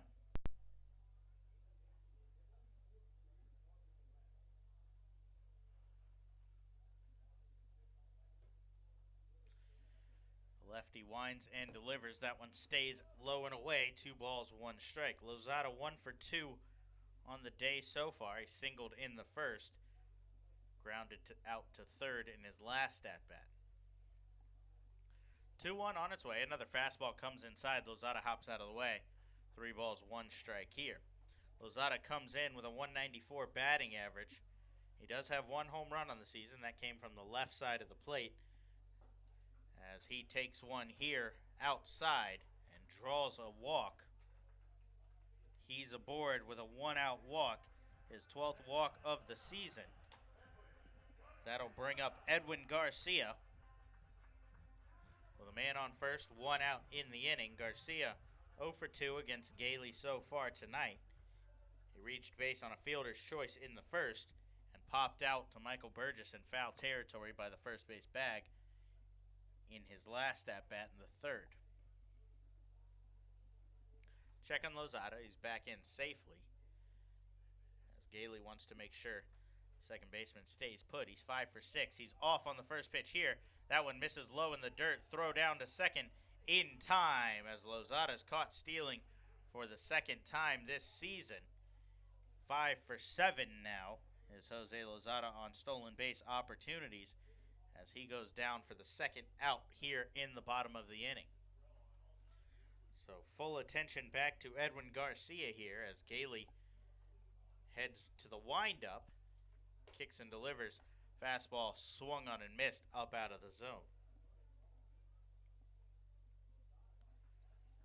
Garcia struggling over the last 10 games. He's just 10 for 43, 233 batting average. He's picked up just one RBI. Two RBIs, I should say. It came in last night. One of them came in last night's game. 1 ball, 2 strikes. The 1-2 swung on as it hits Garcia in the box. The count will stay where it is, 1-2. We had some problems with the scoring system last night. Garcia wasn't credited with his RBI in last night's game. That has since been fixed. So it's not in the stats since they were run this morning before the update came. So Garcia, 2 RBIs in the last 10 games. 1-2 pitch on its way once again from Gailey. This one's fouled back over the visiting dugout as the count will stay where it is. Blue Crabs lead 1-0 here in the bottom of the 5th. They've scored 1 on just 2 hits, manufacturing a run after a hit by pitch, a triple from Patrick Palmero, scored Zach Cohn. 1-2 changeup, Garcia out in front of that one as he shoots it foul down the right field line up into the stands. He's fouled off 3 straight pitches as he battles to stay alive here with 2 outs in the bottom of the 5th. Both Grenning and Frank Gailey are battling here. Grenning's allowed no runs on 6 hits. Gailey on the other side, 1 run on 2 hits, 1 walk, a hit by pitch, or 2 walks I should say, a hit by pitch and an error for the refs. Garcia flares one out over the pitcher Gailey here as he was a little bit out in front of that changeup, but sends it out to center field for a 2-out single. So that'll bring up Mike Snyder with a man on first and 2 outs here in the bottom of the 5th as the Blue Crabs look for some insurance runs for Grenning as he's put runners on the base pass all night. He's stranded 7 base runners already, through his 5 innings of work. He worked his first 1-2-3 inning in the top of the 5th. First pitch to Snyder, fastball off the plate away, 1 ball, no strikes. Snyder was 2 for 5 last night. He had the big hit in that game, a double down the left field line that scored Edwin Garcia from first in the bottom of the 9th for the Blue Crabs' first walk-off victory of the season. Gailey goes to the slider, called strike, 1-1. That was the Blue Crabs' 60th walk-off win in team history as we celebrate our 10-year anniversary this season.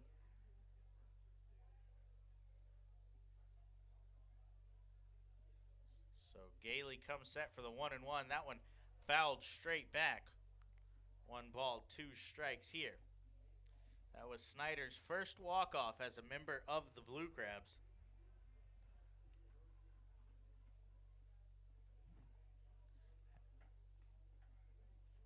This is his 2nd season with the team. We mentioned his brother Brandon played with the team a couple of years ago back in 2015. Snyder with a high fly ball towards deep right field. The right fielder Mitchell drifts back and camps under it. Makes the catch for the final out in the inning. So the Blue Crabs put 2 men on via the walk and single, but are unable to capitalize. They score no runs on 1 hit. No errors. They leave 1 man on base.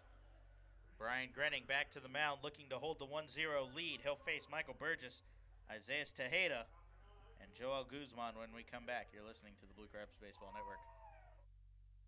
Hey, this is David Wayne Russo, and you're listening to the Blue Crabs Baseball Network. Be sure to join us at select Saturday home games throughout the season as the Blue Crabs light up the Southern Maryland night sky with post-game Saturday night firework extravaganzas.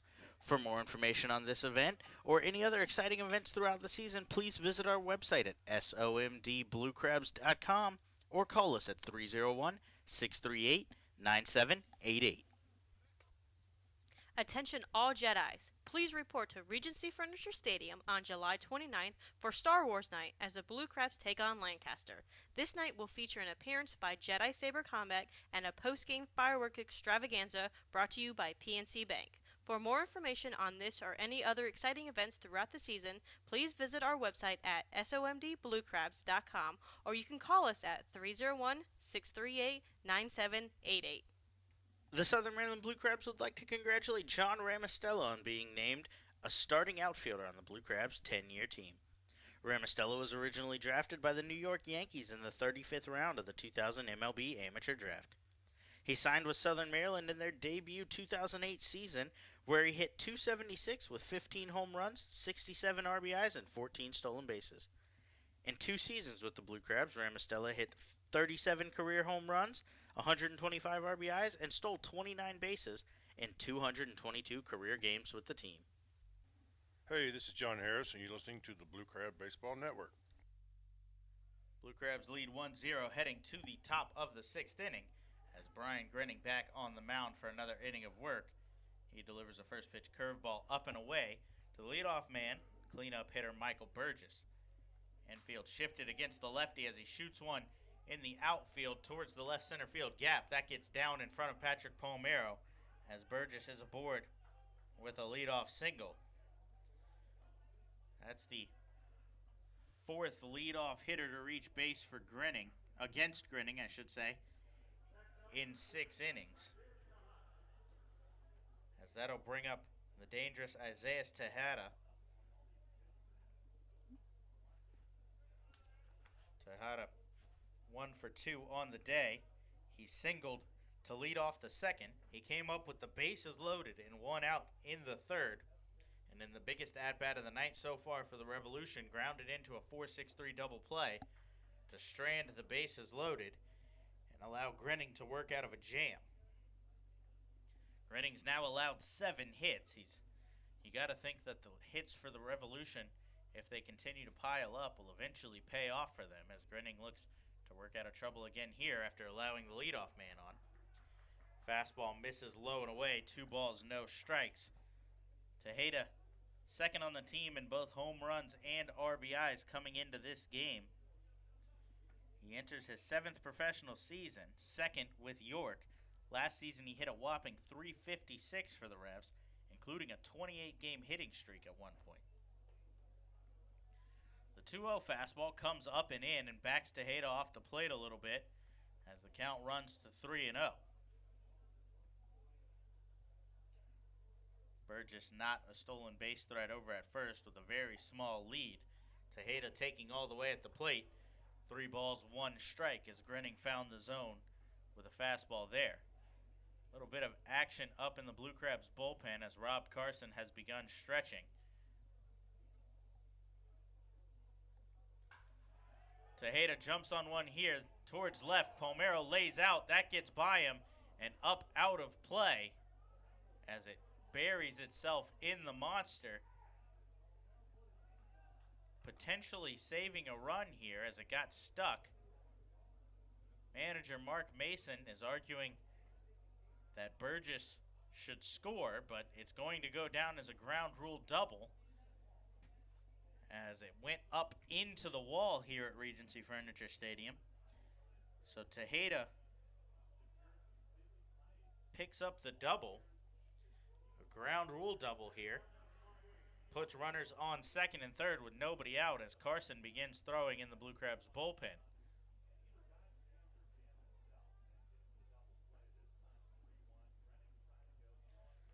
So Grenning couldn't sneak the fastball by the catcher here. Blue Crabs infield is back as Guzman calls time and steps out of the box before the first pitch from Grenning. Infield willing to trade an out for a run here. Grenning comes set for the first pitch to Guzman. Kicks and delivers a curveball, high fly ball towards shallow left field. The left fielder Palmero comes charging in, makes the catch, no tag from 3rd as he fires into the cutoff man Allen. Records the first out of the inning. So Guzman goes down as Carson continues to ready in the bullpen. Blue Crabs bench very thin, as they've actually turned to one of the front office staff members, Jason Sprouser, as the bullpen catcher in tonight's game. The normal bullpen catcher is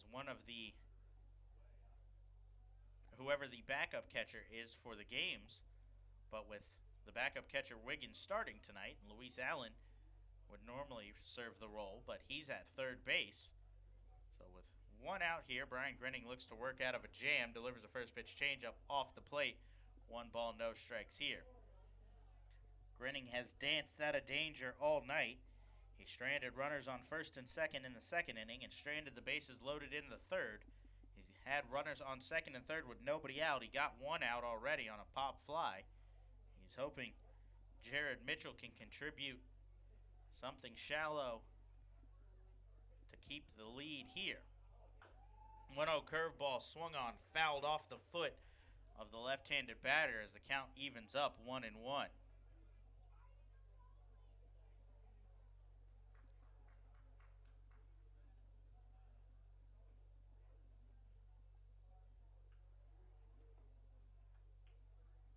Carson continues to ready with another switch hitter on deck in the form of Derek Robinson, and a lefty at the plate right now in the form of Mitchell.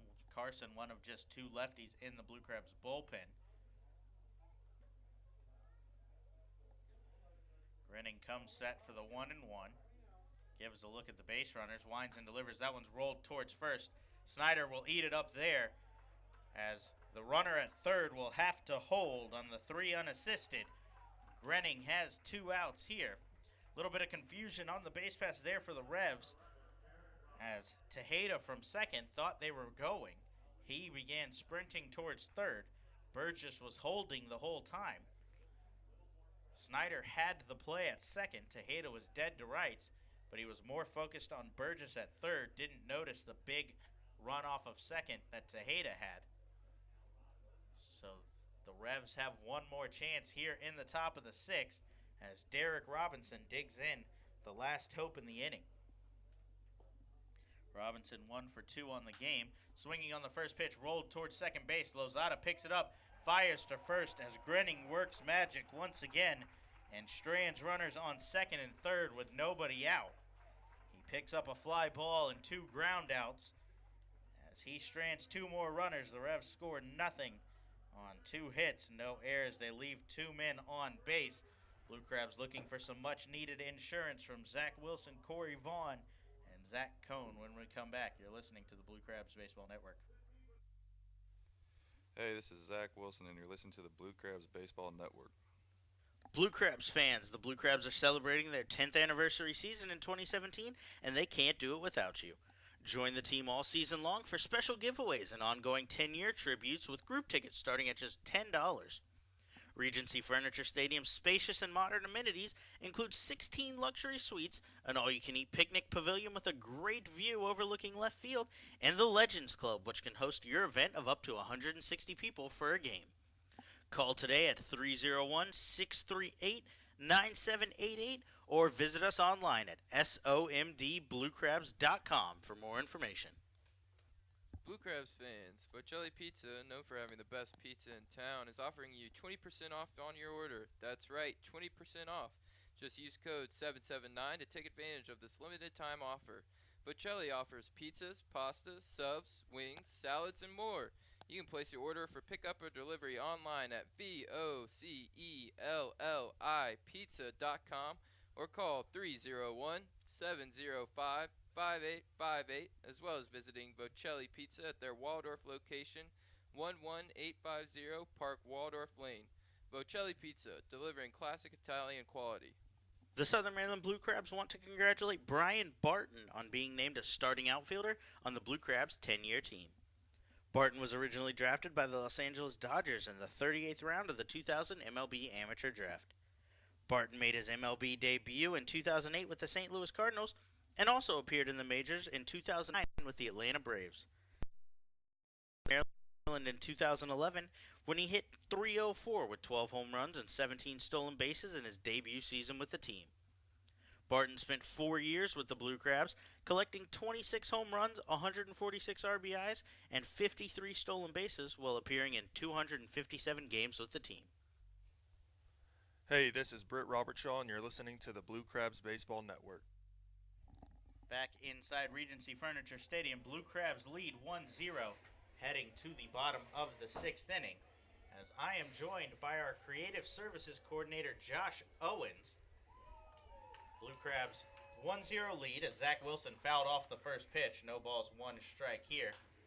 Second pitch, high fly ball to shallow right field. The right fielder Mitchell comes in, camps under it for the first out here in the inning. Josh, welcome to the booth. First time this season. You said you were up here last year, but first time in the booth with me this year. Yes, sir. Thanks for the invite in. It's always good to be able to sit behind a mic and chat a little bit about baseball during a game.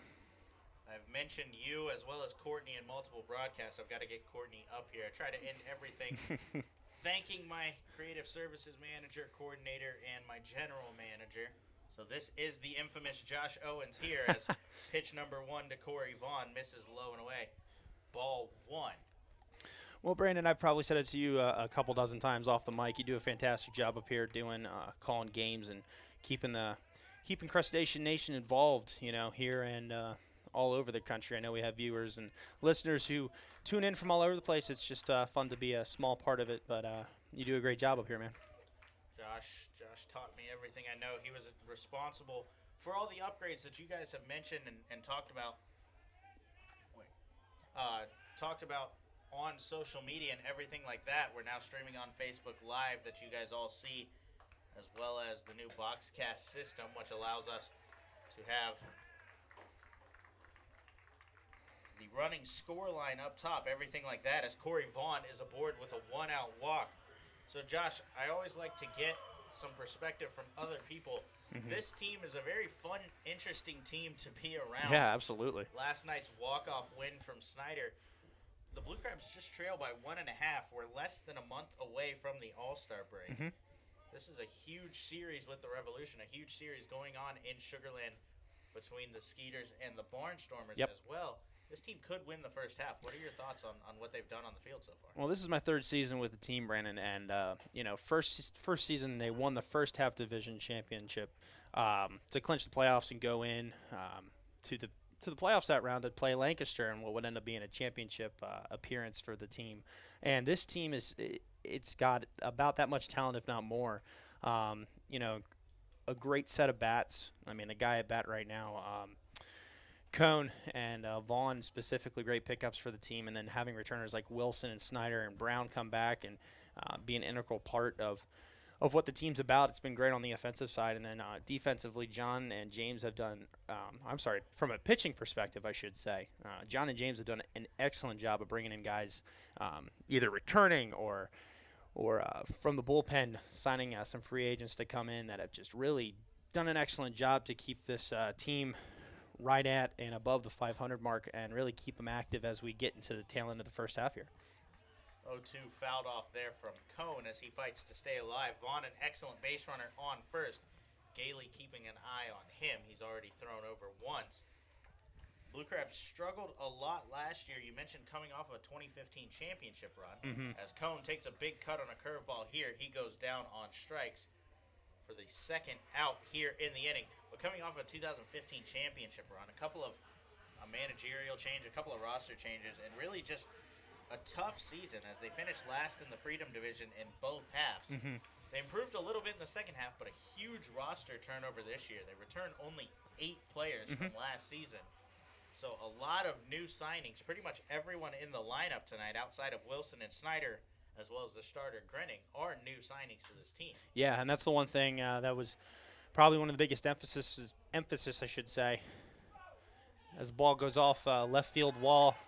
Luis Allen with a high fly ball towards left field. You heard Josh say, hit off of the wall over the leaping glove of Derek Robinson.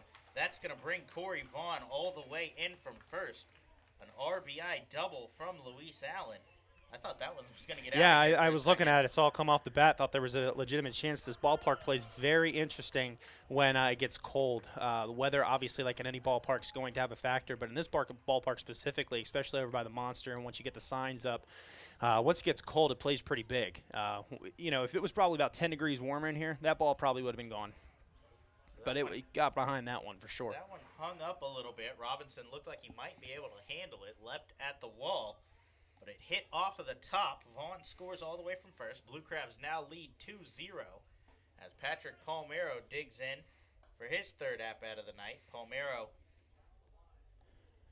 has already picked up an RBI. It came on a triple back in the second.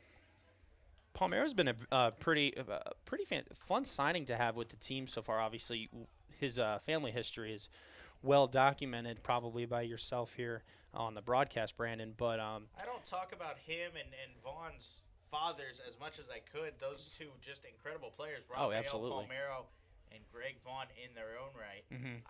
I try to stay on what the guys are doing on the field. Absolutely. But both guys have family backgrounds that are worth noting. yeah, I mean any chance you get, that's really, with the name especially in the recognition. Baltimore area. Exactly, and the name recognition comes for Palmero here because of the Baltimore connection. But in their own right as players here, they've come a long way to, Vaughn coming as being a part of the Mets organization there and being a prospect in that, being part of that franchise, I should say, for a while there, and then Palmero carving his own path down here in the Atlantic League, not down here, but of course, performing at a pretty high level with Sugarland the past few years, and has come here. One thing we were looking at stat-wise is his home numbers comparatively to his road numbers are pretty shocking, but it's very nice to see that he performs very well at home. You probably have the numbers better on that. What is his home batting average now looking like? Home batting average is sitting just under 300 at 299 coming into this one. It dipped under 300 for the first time this season after an 0-for-4 last night. Road 142. So you mentioned 310 down the line, a little bit of a smaller ballpark. Palmero is a fly ball hitter. Yep. He's hit 5 of his 7 home runs here at home. As he takes a big cut here on a payoff pitch, that's going to get down towards the left field wall. Allen will score easily. Palmero rounds first, but will hold there as he picks up another RBI on a single to left field. And this is all coming with 2 outs, Brandon. 2 outs have been the key for the Blue Crabs all season. They fought Lancaster a couple of weeks ago in that sweep of the Barnstormers. They scored every run in that final game of that one with 2 outs. It's just crazy to be able to take advantage when at any point one swing could end the inning and end a scoring threat, and to still keep dinking and dunking balls all over the outfield, taking advantage of situational hitting and bringing runs home. That's the thing this team has done a good job of throughout the season so far. Is obviously they have the long ball hitters. You have Wilson, you have Snyder, you have those guys who are going to rock the ball and throw it out of the ballpark. But then to be able to just flare balls into left and right and into no man's land and really take advantage on the base pass, it's very well-rounded offensive team. So they lead 3-0 as Ryan Wiggins digs in. He takes a first pitch changeup called strike here. Manager John Harris has been big on that all season. He says this team never gives up. They never quit on anything. Innings, games, nothing. They'll fight to the very end as they've had a couple of late inning comes back. So most of them have come in double headers as they've struggled in the 8th and 9th innings this year. But 6th, 7th, 5th innings, they've picked up a couple of home runs and tie games in the bottom of the 8th. I remember a Mike Blank one early in the season. Oh, yeah. As well as a I remember Corey that. Vaughn one that Yeah. won a game in a double header. It's 0-2 pitch swung on and missed from Wiggins as he goes down on strikes for the final out here in the inning. But the Blue Crabs do put up 2 runs on 2 hits, no errors. They leave 1 man on base. Josh, we can work through the commercial break here, but this team never really gives up on anything. They fight innings, games all the way through. Manager John Harris in his first season with the team says that's his favorite characteristic of this franchise. I know you get to talk to John almost as much as I do. It's a fun clubhouse down there. Oh, absolutely. Getting a chance, part of my responsibilities with the franchise, or with the team, I should say, is taking pictures of the team and making sure they get their headshots up on the video board, up on on our website and different things like that, but then also making sure that when they have walk-up songs, take care of that up here in the press box. And, when you go down there in the press box, it's loose, it's fun, they have a great time down there. And that's obviously very important for any team, is to have a fun, loose chemistry wherever you're at. I think I want to note that I've seen all day, you've got a bulldog in Brian Grenning on the Oh, mound. absolutely. Brian, This man, he reminds me a little bit of I come from a little bit of a tennis background, Mhm. but Rafael Nadal, Mhm. every half inning, this man sprints Mhm. full speed out of the dugout back to the mound. He builds up this energy in between Mhm. innings and then takes off. Yep. Brian Grenning is probably one of my favorite guys to be able to interact with on the team. I mean, they're all just fantastic guys, but just to see Brian compete every day, he goes out there and he's going to give it his all in however many innings he goes out there for, whether it's 1, whether it's 7, and he's going to give it 100%. And, the one thing, last year he converted from a bullpen role, which I'm sure you're familiar with that story. He converted from a bullpen role into a starting role about halfway through the season and just thrived. And as a starter, he does a very good job he'll let you get a few base hits. As you can see, the Revolution have put up 8 hits this game, but there's no runs on the board. He'll shut down whatever threat you try to put out there. I mean, I believe he's had a bases loaded already this game, and has kept them off the board, especially with a double play. He's worked magic all Mhm. day. He put runners on first and second in the second inning with nobody out, stranded it. Yep. Bases loaded in the third, stranded it. Second and third, nobody out last inning, Mhm. stranded them. He stranded already in today's game 9 base runners. It's just impressive. That's just the way Brian does work. He goes out there and he attacks you, and you'll get your base hits probably every once in a while if that, but that's not always going to happen. So he's back on the mound for his 7th inning of work as he drops in a curveball called strike here to the leadoff man in the inning, third baseman Carlos Triunfo. But the few guys we did bring back, the 8 we brought back, were very strategic people to Absolutely. bring back. Him, Daryl Thompson. Yeah. Oh, yeah. Back on the mound, Gabby Hernandez. Those are inning eaters. Grenning's thrown 5 innings in every outing so far this Yeah. season. Thompson has done the same. Grenning's provided 6 quality starts. If everything holds smoothly here in the 7th, this will be 7 out of 9 quality starts. You mentioned the fantastic personality around the clubhouse. Him, Thompson, just some of the best guys to be around, as well as Snyder on the other side. Oh, Just absolutely. Very big personalities that can really step up and lead a team. And he's not kidding when he says big personality. This is a guy who's like 6'5", 6'6", when you stand Everything next to about him. Snyder's big. He is certainly a big guy, but he's a fun guy, and that's just the one thing about this team. That's just like, I mean, we use the word fun, but not kidding. They keep it loose, they keep it fun, and right now they're playing baseball that's right around the 500 mark. But that, for them, they're very comfortable with that. They obviously would love to be able to go off and rifle off probably about 10 wins in a row, like any team would. But they keep it level-headed. They don't get too down, they don't get too up, and they keep it loose. And that's I think that's really important in a game that, Brandon, as you very well know, it's a marathon. It's not a sprint. You got to grind it out, and obviously in the way the Atlantic League does it with the 2 halves, there's obviously a little bit more urgency, I guess you could say, to the way you got to do business when you're getting games. But it's kind of like 2 half marathons in a sense. Would that be a fair way to assess that? It's a fair assessment for sure, as Grenning runs the count full for the 5th time already tonight. His pitch count getting up there a little bit as he now throws his 100th pitch of the afternoon, night, I guess now at this point, as we head towards 8:30, as that one's fouled off over the visiting dugout. But yes, there's a little bit more urgency, as there's no cumulative reason to care outside of potentially a wild card berth if the Yes. same team wins both halves. Obviously, this team wants to win the first half, as the 3-2 curveballs line towards Nice Garcia. job, Sure, Edwin. snagged there for the See, first out in the inning. One other thing that I think is very key is defense with this team. Obviously, at times there's been a handful of errors that happen out on the field, and that's going to happen in any game. But they do a very good job, especially when they don't commit any errors.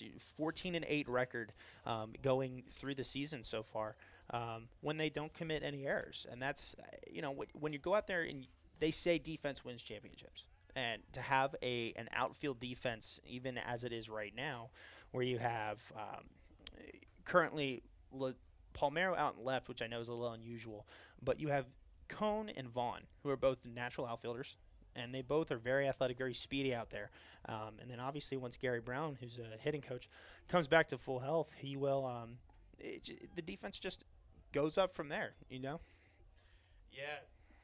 Palmero's had his noted struggles at third. Garcia struggled a little bit at short, but they all come in groups. I've noticed with this team, they make 3 or 4 errors in a game, but then when they don't make any, it's very easy for the pitchers to work around it. Absolutely. As Travis Witherspoon draws a walk on 4 pitches, that's the 3rd walk Grinning has allowed in tonight's game.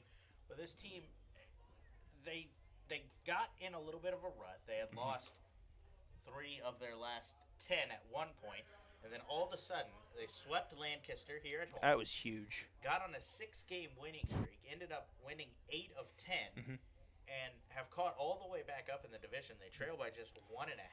Well, I think one of the biggest thing, if you don't mind me jumping in, is the sweep of Lancaster. The first place team, and I know Lancaster, they kind of had it a little bit rough as a ball kind of plugs the gap there between center and left field there. Yeah, Palmero and Vaughn come together, not able to get to that one. As Witherspoon was running on the pitch, Harris was able to jump on a fastball. He gets aboard with a single, as manager John Harris has seen enough from his starter, Brian Grinning. He heads out to the mound, as Grinning is over 100 pitches. So runners on the corners with 1 out in the inning, as Harris signals down to the bullpen. Good outing from Grinning.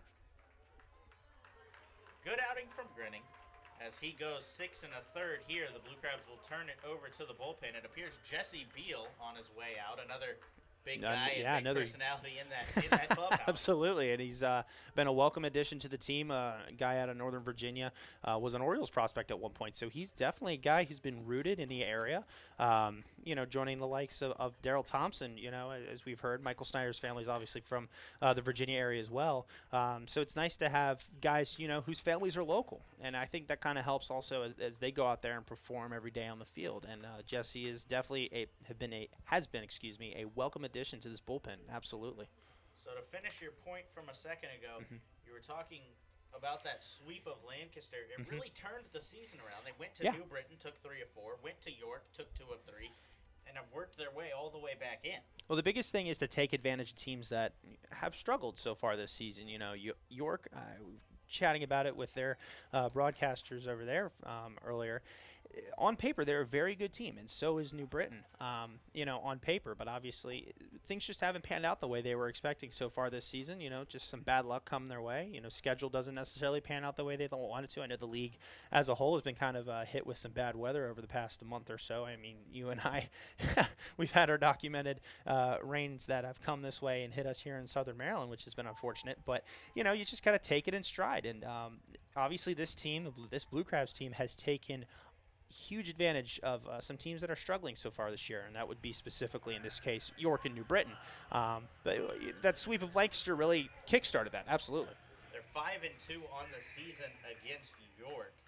They're 4-3 against the Bees. You have to win those types of games to be able to compete in the division. You're going to take losses against that Lancaster offense. It's going to happen. Yeah. They're a very high-powered offense offense against guys like Somerset. It's just going to happen. Yep. But the real key for this team is the bullpen. Honestly, the starting pitching has been there all season. Quality start after quality start. Absolutely. The bullpen ERA sits at 4.65 on the year. They're 6-11 out of the bullpen. Even worse here at home. They're 2-8 with a 5.96 ERA at home.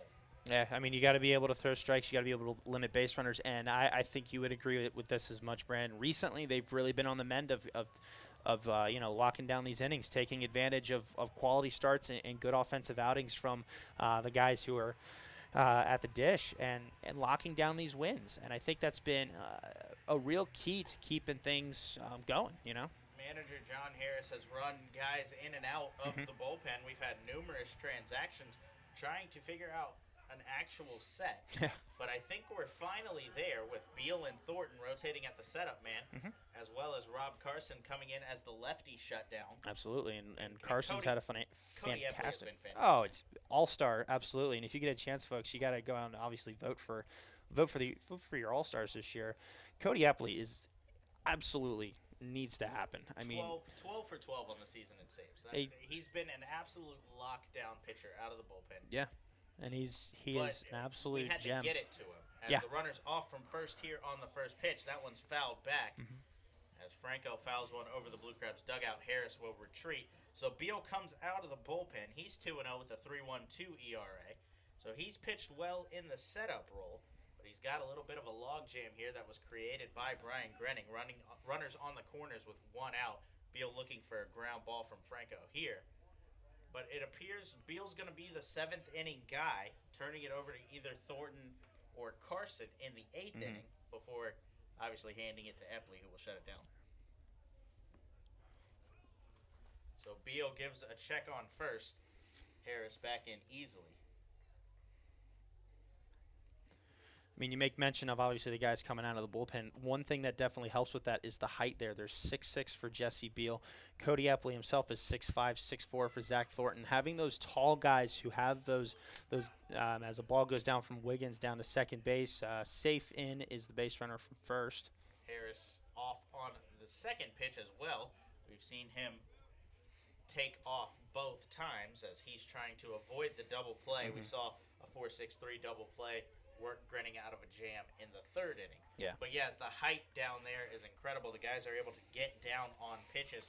A lot of velocity coming out of the bullpen for sure. Yeah, Carson is 6'4" in his own right now. I'm 6'5", so I'm pretty tall in my own right too. So when I go down there and I see some of these guys and I'm standing next to them, they're looking eye to eye with me.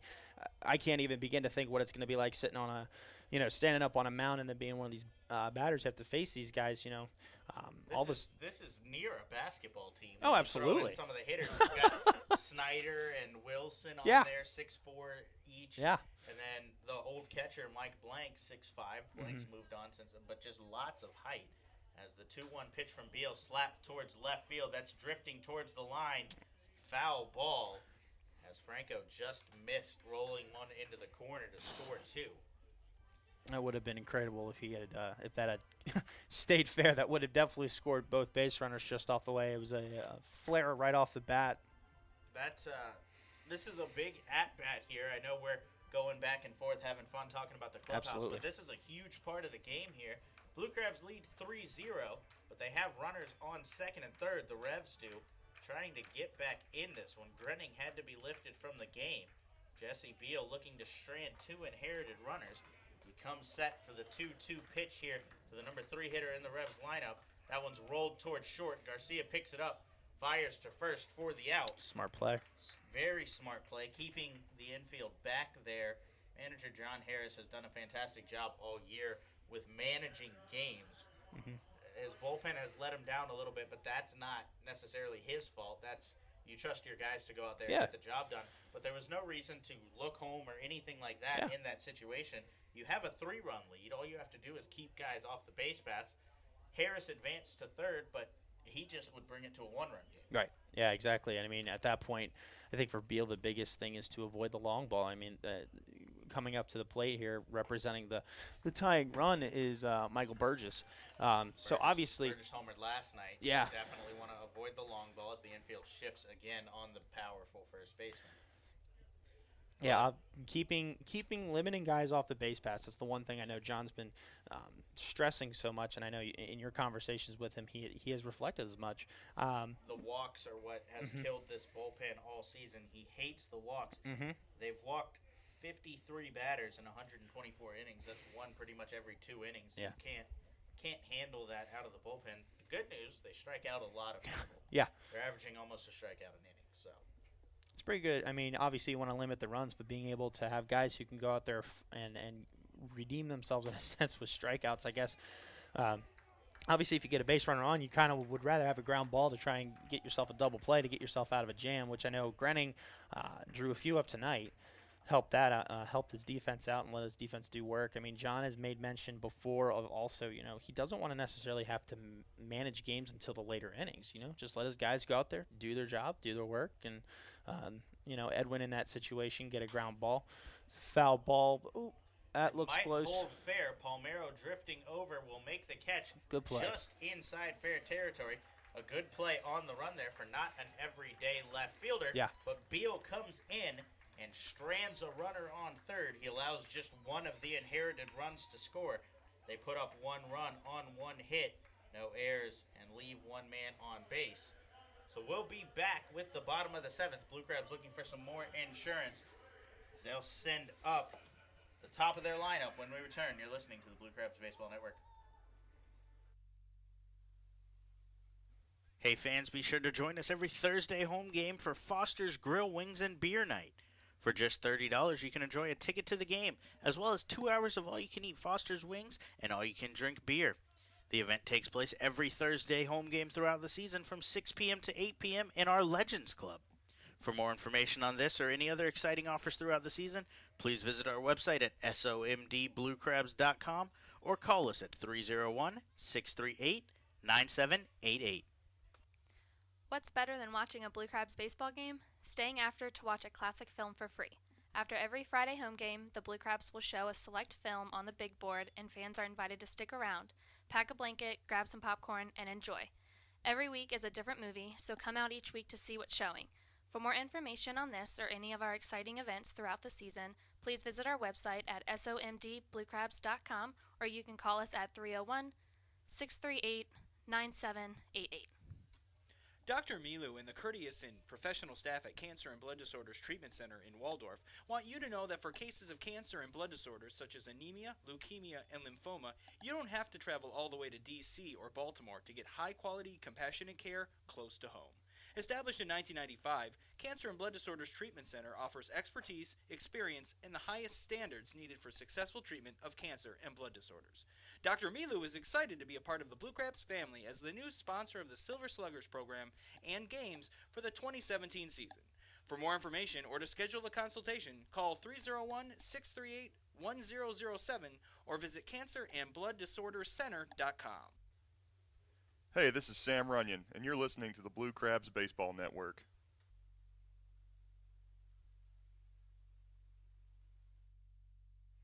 So we're back here inside Regency Furniture Stadium, 3-1 ball game. Brandon Belanda joined by Josh Owens.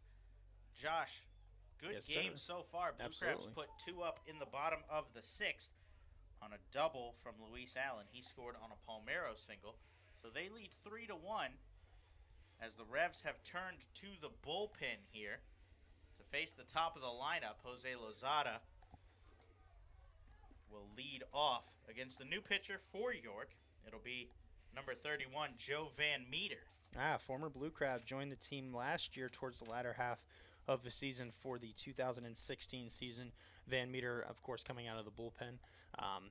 Struggled at times, did the best he could to keep to do what he could with a team at that point that, as you had noted, was struggling as Lozada loops a single into left field, bringing up Edwin Garcia to the plate.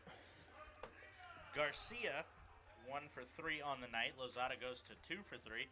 So, yeah, a couple, not very many of these guys, but a couple of them facing their former teammate in Van Meter here.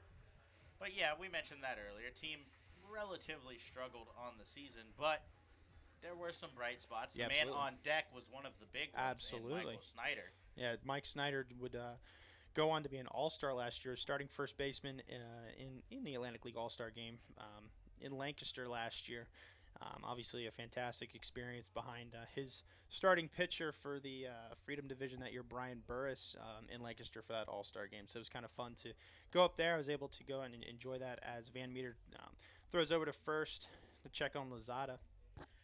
I found it interesting, all the talk in the gigantic season from Snyder.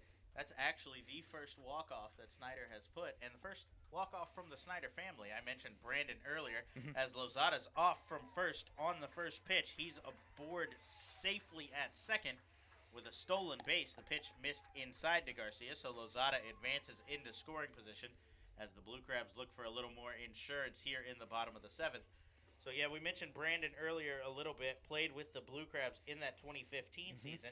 You'd know a little bit better than me. I believe he was picked up by the Nationals that year. Actually, that year he was picked up by the Orioles going into the season. It was the third game of the season, and he was picked up by Baltimore and went immediately to Double-A Bowie. Here, that wasn't a long trip at all. No, it wasn't at all. And he stayed local. I mean, like as noted before, his family is in Virginia. So, and of course, Mike was. I think Mike at that point was still a prospect with the Angels, I believe. He was at that point. And then Brandon ended up moving to my favorite team, the Atlanta Braves, in 2016. He started the year in Gwinnett, got the call up to the bigs last year. Took advantage, too. Had a few home runs to his record in his big league time with the Braves. He hit four, I should say, excuse me. He hit 4 home runs in 37 games with the Braves that season. Not their best season, but still fun. Well, he's with my Nationals this year now, as they get going this season, obviously off to a really hot start. Brandon down in AAA, or I should say up in AAA in Syracuse. He's hitting 258 on the season right now. He has 10 home runs already, though, the big part to mention, as him and Mike both have expressed tons of power throughout their time Absolutely. in professional baseball. And Brandon, I mean, he's knocking the door. The Nats obviously have been hit with a handful of injuries as they've gone along. You wonder when Brandon's going to knock the door to get in. I mean, obviously last year, former National Steve Lombardozzi, who was with the team last year, joined the Marlins roster for a few games this season to fill in for as a play goes off the bat for Garcia, grounds out at first but advances Lozada over to third. Very emphatic call there from first base umpire Mario Rosas, as it appears he was trying to convince everyone in the ballpark, as well as himself maybe a little bit there, that Garcia was out. It was a close play, that's for sure. Slow dribbler up the middle. Garcia was almost able to beat it out. But the second baseman, Harris, made a good play there. But he is knocking on the door. I'll tell you what. There is one place that he could undoubtedly play on that Nationals team, the bullpen. If he was an arm coming out of the bullpen, Dusty Baker would pull him up in a second. No, that's actually those funny. are the only headlines you see up here. I think it's funny. It's funny you mentioned that one. I think Brandon actually came out of the bullpen to do a position player pitching appearance for Syracuse this season already once. So he's eligible. He's noted as a very much a utility man as he's made his rounds around baseball. He managed. That's the headlines every day up here in the Maryland area. Is Washington bullpen does something, whether it was blow it or actually holds the lead. Those are the headlines you read. If they hold it, it's high praise for guys like Coda Glover. If they don't, it's not so high much praise for guys like Sean Kelly sometimes. As Snyder takes a big cut there on a changeup out in front, 1-1. He's got an RBI opportunity here, as Josh mentioned. The ground ball from Garcia advanced Lozada to third. So trying to manufacture a run here, a single stolen base. And now advances over to third. So Snyder looking to pick up another RBI on the season as he fouls one straight back, 1 ball, 2 strikes. Snyder already with 28 RBIs on the year. He missed some time due to injury, which was an issue for him last year. You were here. He had a fantastic year, was never picked up, though, because he struggled with the injuries. Yeah, I think that's his one of the things that he struggles with sometimes, and obviously some guys, it's just the way that happens. I mean, obviously as a fellow big man, obviously not as in much athletic shape as Mike is, but you just struggle with injuries sometimes as a bigger guy. Things just don't necessarily work the way they're supposed to. As Snyder strikes out. Snyder took a cut on a curveball there. He's been apt to do that this year. Took a big cut on a curveball. It got away from the catcher, but Tejeda was able to pick it up and fire down to first to pick up the second out. So Zach Wilson comes in as the last hope to pick up a run here in the inning. Zach Wilson, a good last hope, though, as he leads the team with 34 RBIs. Led the team last year with 70. Yeah, Wilson, I should say, had really a fantastic year last year. I believe he was batting in the 280s by the end of it all, and he had a bit of a slow start to his season, but really figured it out probably the last 3 quarters of the season. And I want to go back and look at the books, but yeah, he batted 278 as Brandon hands me a sheet here with the handy stats. Brandon, always prepared, folks, does a fantastic job up here. Batted 278, but that really doesn't quite tell his story for what happened during the 2016 season. He really lit up just the books towards obviously the second half for sure, but definitely like the final 2/3 of the season. He was just routinely a guy who took advantage of at-bats, had a grand slam to his record, probably one of the longest balls I had seen hit here in this ballpark, as Wilson takes a ball high.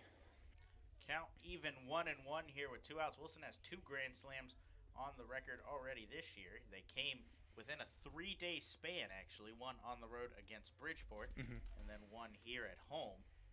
As Van Meter comes set against his former teammate, kicks and delivers a curveball in the dirt. 2 balls, 1 strike. I appreciate the high praise. I do try to come as much prepared as I can with all the stats and numbers that I'm given. There's no reason not to take advantage of this stuff. Oh, absolutely.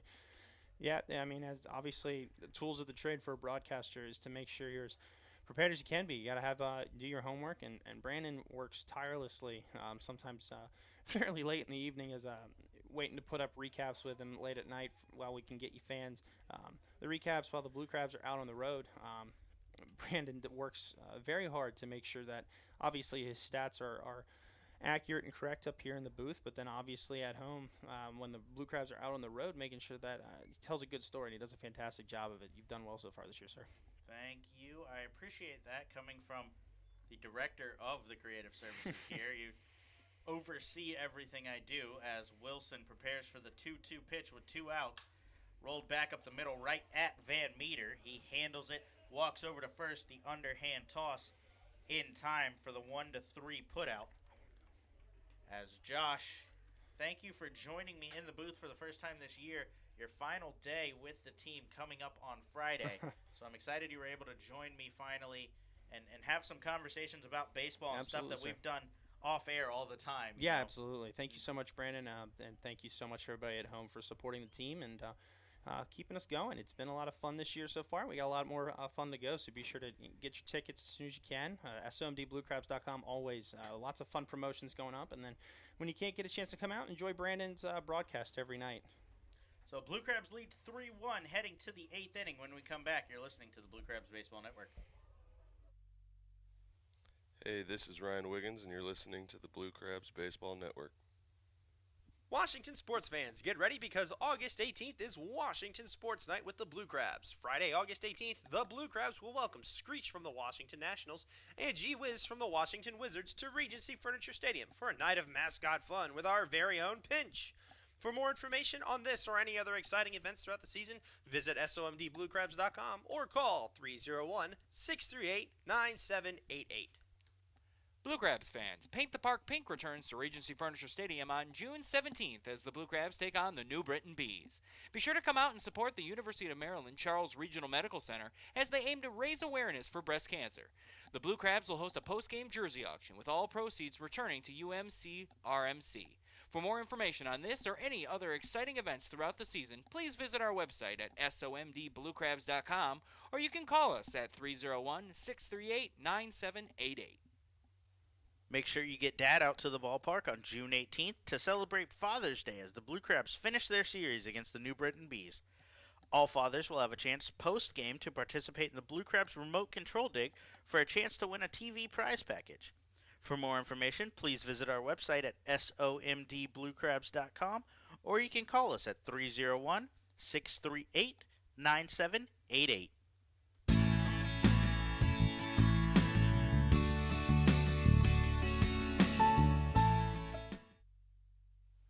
Hi, everybody. This is not Henry Carey, and you're listening to Blue Crabs Baseball on the Blue Crabs Broadcasting Network. Go Blue Crabs! Back inside Regency Furniture Stadium, Brandon Belanda here.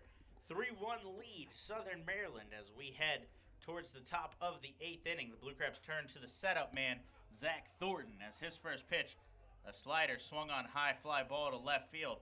Edwin Garcia with a long run. Palmero calls it and makes the catch. Garcia ran all the way out to deep left field there as Palmero, relatively new to the outfield. He's appeared in 7 professional games as an outfielder. So Garcia wants to make sure that his left fielder knew what was going on. Palmero kind of stuck his hands out on that one. It looked as if he wasn't sure where the ball was, but he explains to Garcia there that that was just his way of camping under it. So Garcia, quick conversation with him, but we're back with 1 out as Zach Thornton winds and delivers. Called strike to Joel Guzman. Thornton threw in last night's game. He came in and worked the 8th inning of that one, allowed the tying run to score, put runners on first and third with 1 out as that one shot foul. No balls, 2 strikes here to Guzman. Thornton put runners on first and third with 1 out. He got a fly ball from Ryan Dent before striking out Derek Robinson to work out of a jam, keep the game tied as the Blue Crabs were able to win it in the bottom of the 9th. We mentioned the first walk-off of the season from Michael Snyder, a double down the left field line. 0-2 pitch on its way from Thornton. Jam shot of Guzman as he flares it off towards the York dugout. Count will hold, no balls, 2 strikes. Thornton comes in. He hasn't recorded a decision yet in this his 5th outing with the team. He has a 2.25 ERA. He's allowed just the 1 run from last night's game in his 4 innings of work.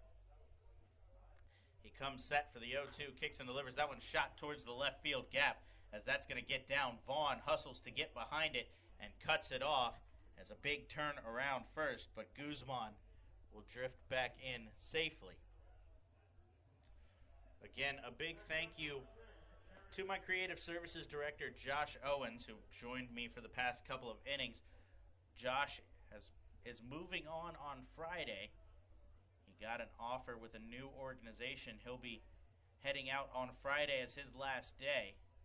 I came and joined the team in March of this season. Josh has done a fantastic job working with me, getting me ready with a new place. I came all the way up from Florida, not incredibly comfortable first off in Southern Maryland, but by the time the season rolled around, Josh had everything up and ready to go, has taught me everything as we prepare to move on in a new direction in our creative services department.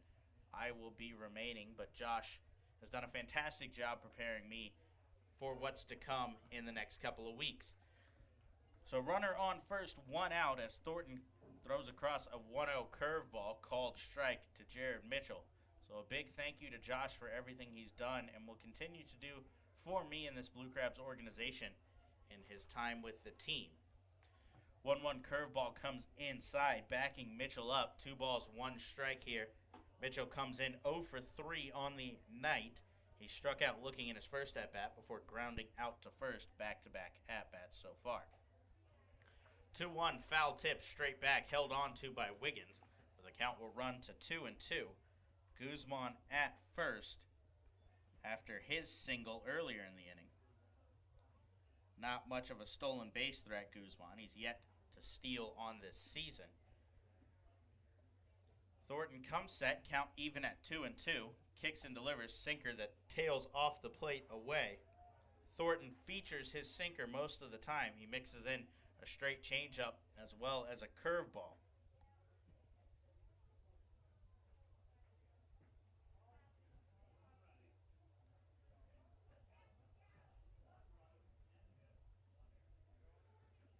So the Revs have put up 10 hits in the game, but Brian Grenning worked magic all day, allowing just the 1 run as a ground ball towards first here. Kicks off the glove of a diving Snyder. It kicks towards the second baseman, Lozada, who fires to second. Guzman very heads up to stay on the base there as Lozada was trying to catch him turning. He ended up holding the base and is safe there, so both runners will advance on the infield single from Mitchell. The big frame of Snyder that we mentioned earlier tried to lay out and grab that one, but just escaped the glove of the 6'5" first baseman. Lozada picked it up, but Thornton allows back-to-back singles, so he's got runners on first and second here with 1 out in the inning as the number 8 hitter in the lineup, Derek Robinson, digs up. Robinson 1 for 3 on the night.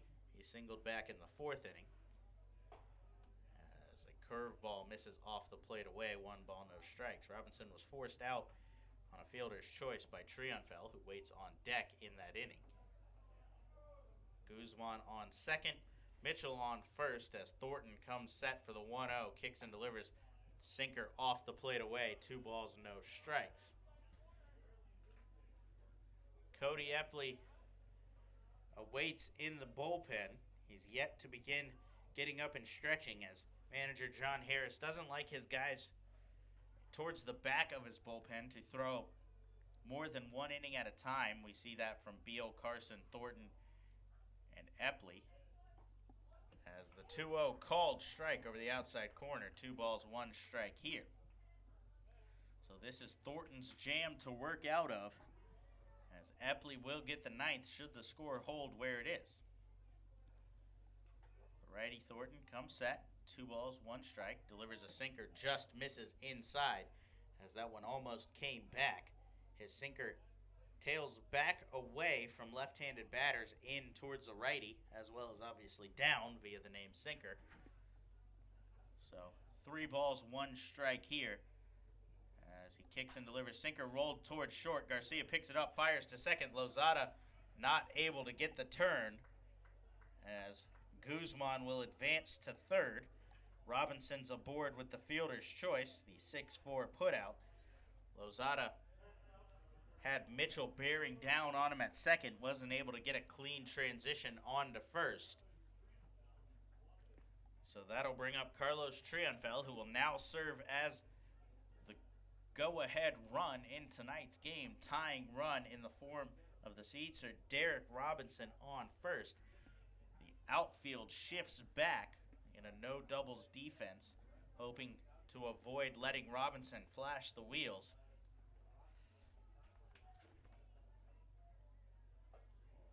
First pitch to Triunfel taken, strike 1 on a sinker. Robinson has put up 4+ seasons of 50 steals, so Thornton needs to be wary of him at first, as he doesn't want to let him get into scoring position. He also has to worry about a ball in the gap, allowing Robinson to show off the speed and potentially come across for the tying run. Turns to the curveball, no balls, 1 strike. As that kicks in the dirt, Wiggins smothers it behind the plate to hold the runners.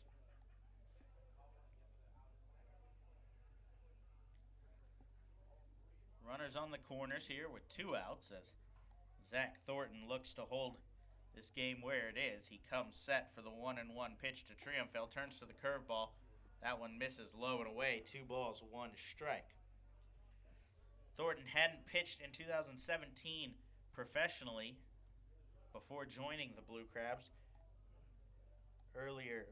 Late last month, I should say. The only pitching he had done in this season was with Team Israel in the World Baseball Classic.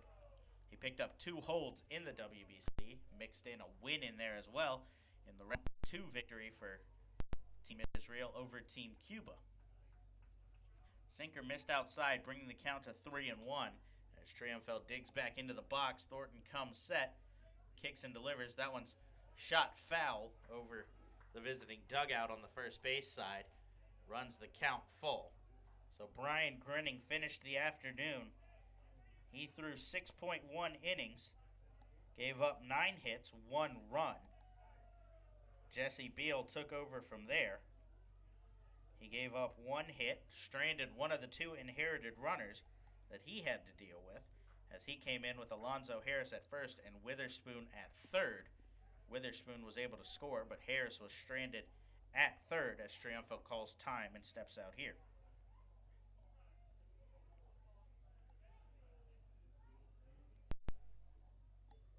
Grinning finishes the afternoon with 5 strikeouts.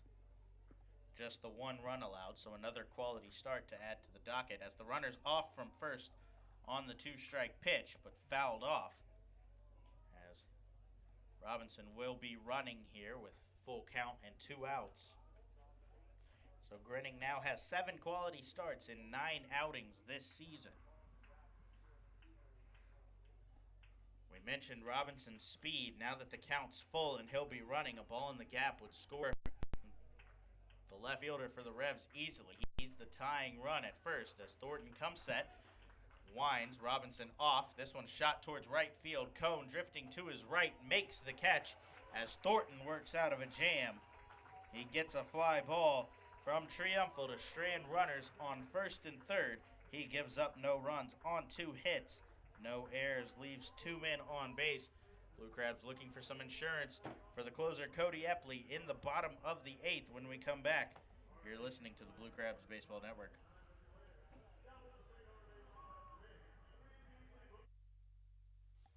Be sure to join us at select Saturday home games throughout the season as the Blue Crabs light up the Southern Maryland night sky with post-game Saturday night firework extravaganzas. For more information on this event or any other exciting events throughout the season, please visit our website at somdbluecrabs.com or call us at 301-638-9788. The Southern Maryland Blue Crabs want to congratulate Ryan Mulhern on being named the designated hitter on the Blue Crabs' 10-year team. Mulhern was originally drafted by the Cleveland Indians in the 11th round of the 2003 amateur draft. He signed with Southern Maryland in 2011 when he hit .348 with 10 home runs in his first season with the team. In 2 seasons with the Blue Crabs, Mulhern collected 19 home runs, 65 RBIs, and scored 53 runs while appearing in 80 games. The Southern Maryland Blue Crabs would like to thank Apple Spice Junction for their partnership for the 2017 season.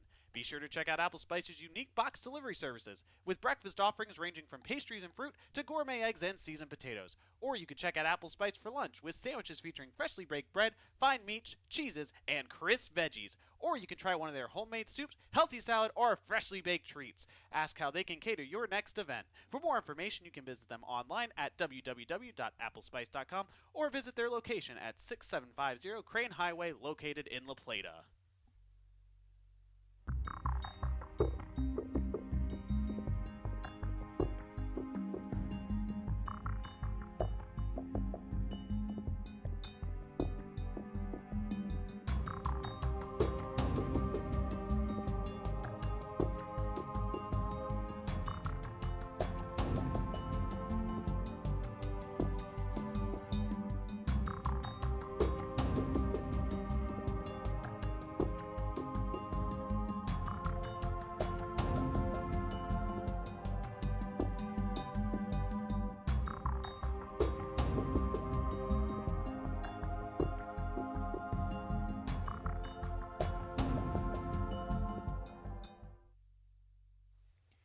Hey, this is Jesse Beal, and you're listening to the Blue Crabs Baseball Network.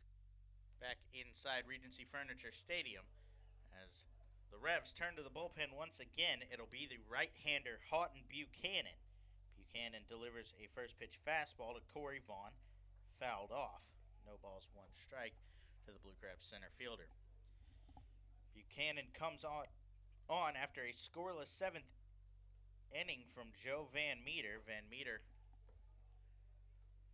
gave up a leadoff single to Jose Lozada. Lozada advanced all the way to third, but was stranded there as Michael Snyder struck out and Zach Wilson grounded out to end that inning. 1-1 pitch on its way from the big right-hander, misses outside, so Van Meter works 1 innings, gives up 1 hit, no runs, after Frank Gailey, the starter, picked up a quality start of his own, 6 innings, 4 hits, 3 runs, all earned. He's in line for the loss, however, should the score hold. Brian Grenning in line for the win on the other side. Buchanan delivers the 2-1, a high pop fly as the third baseman and catcher meet in foul ground. Triumphel calls off the catcher Tejeda and makes the catch in foul territory as Vaughn hit a 200-foot pop fly about 10 feet down the third baseline for the first out. Buchanan, the biggest player on either team, coming out of the bullpen at 6'8", 250 pounds, out of Biloxi, Mississippi. He's just 24 years old on the mound. As he comes set to Zach Cohn here, kicks and delivers first pitch fastball up out of the zone, 1 ball, no strikes. Cohn comes into this at-bat 1 for 2 on the day. He also reached via, 0 for 2 on the day, I should say, reached via a hit by pitch in the second inning, takes a cut on a fastball there. 1 ball, 1 strike. He was hit in the second, moved up to second base on a fielder's choice before scoring on a Patrick Palmero triple.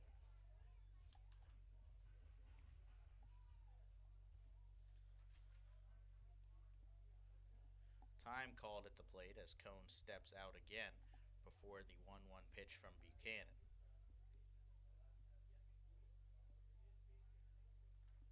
Buchanan comes in 2-2 record with a 1.25 ERA as Cone cuts on a fastball there, fouled straight back, 1-2. Buchanan, the second lowest ERA on the team currently. The Revs have 2 deactivated players with lower ERAs, as well as one player who has pitched in 1 game. A recent acquisition of Ricardo Gomez. He threw 1 scoreless inning. Buchanan, on the other hand, has thrown 14 innings, given up just 2 runs. 1-2 pitch to Cone on its way. Curveball off the plate. 2 balls, 2 strikes to the Blue Crabs right fielder here. Luis Allen waits on deck. Allen barely missed a home run in his last at-bat, a double to deep left field off the wall of the mini monster. That allowed Corey Vaughn to come across to score as Cone checks his swing here on the payoff pitch and draws a walk.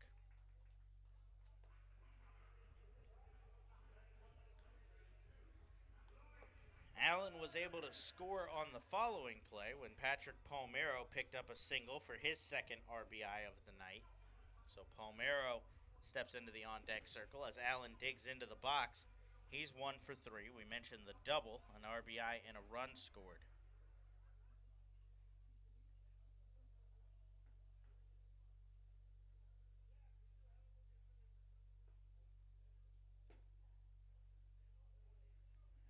First pitch to Allen misses off the plate. 1 ball, no strikes.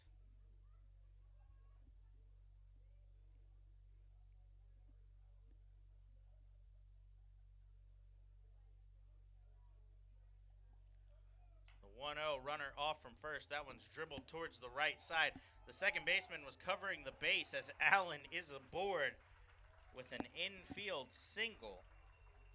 An unfortunate play there for the Revs, a very fortunate one for us rooting for the Blue Crabs as Alonzo Harris took off towards second as Zach Cone was running on the pitch. Allen dribbled one off the end of the bat.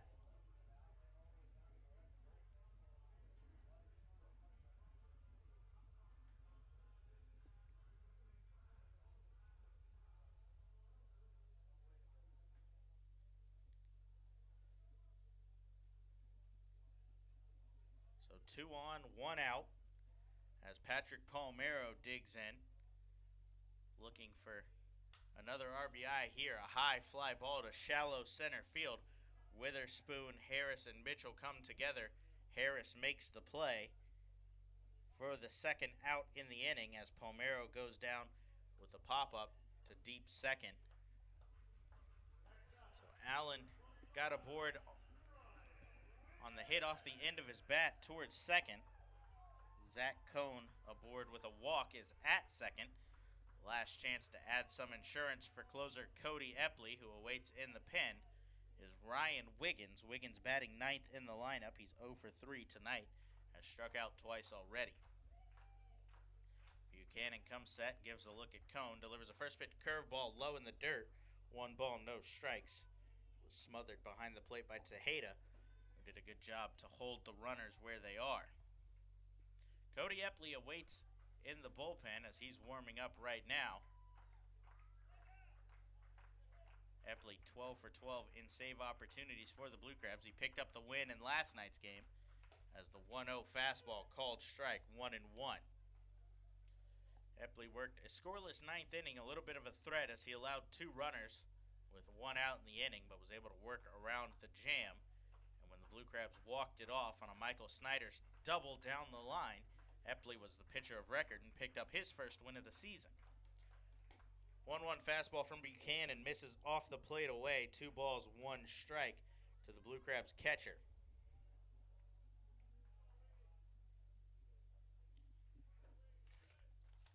Wiggins on the season came into this game with a .212 batting average. He has 4 RBIs. All 4 of them came on a grand slam here at Regency Furniture Stadium back on the 3rd of May against Sugar Land. That was a Wednesday day game. Blue Crabs were trailing by 10 runs in that one. They got it all the way back to a 1-run game before they ended up dropping that one. Buchanan comes set for the 3-1 pitch to Wiggins. Gives a look at Cone at second. Kicks and delivers that one shot towards right field. The right fielder Mitchell drifting back at the track makes the catch for the final out in the inning. So Wiggins gives it a ride, but not quite enough as he'll go down for the final out here in the inning. Blue Crabs put up no runs on 1 hit, no errors, and 2 men left on base. Cody Epley looking to lock down the game. When we come back, he'll face the top of the Revolution lineup. You're listening to the Blue Crabs Baseball Network. Cancer and Blood Disorders Treatment Center in Waldorf is your new sponsor of the Silver Sluggers program on Tuesday nights all season long. Silver Sluggers members receive tickets to every Tuesday night game, including the 4th of July, a commemorative t-shirt, they get to play baseball bingo during the games, and much more. Guests can even learn more about how CBDTC can help you at their table located on the concourse every Tuesday night. For more information on the Silver Sluggers, visit somdbluecrabs.com. And for more information on the wonderful life-saving work that Dr. Milo and his staff do, call them today at 301-638-1007. Cancer and Blood Disorders Treatment Center. High quality, compassionate care, close to home. The Southern Maryland Blue Crabs would like to congratulate Jim Ed Warden on being named the closer on the Blue Crabs 10-year team. Warden was originally drafted by the Cleveland Indians in the 6th round of the 2001 MLB Amateur Draft. He signed with Southern Maryland in 2009, where he picked up 13 saves with a 1.12 ERA in 17 appearances. Over 6 seasons with the team, Warden appeared in 284 games and collected a Blue Crabs record 134 saves. Blue Crabs fans, be sure to bring your furry friends to Regency Furniture Stadium on Saturday night, June 24th, as the Blue Crabs take on the Bridgeport Bluefish at 6:35 for Catterday Animal Rescue Night. On that night, local area animal rescue organizations, shelters, and businesses will be in attendance to help find new homes for their shelter pets or help you raise the pets you already have. For more information on this or any of our exciting events throughout the season, please visit our website at somdbluecrabs.com or you can call us at 301-638-9788.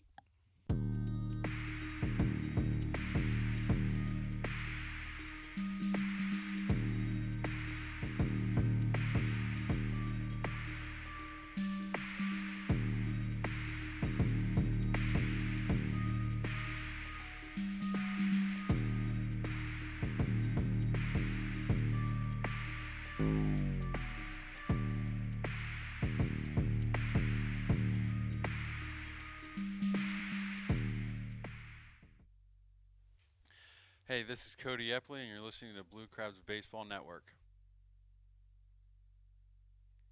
3-1 ball game as Cody Epley heads to the mound to lock down Game 2 for the Southern Maryland Blue Crabs. He'll have to go through the top of the Revolution lineup, though, as Travis Witherspoon digs into the batter's box, takes a first pitch fastball inside, 2 balls, 1 strike. Or 1 ball, no strike, Witherspoon 2 for 3 is what I meant to say. 1-0 on its way. Fastball misses off the plate. 2 balls, no strikes here to the leadoff man, the center fielder.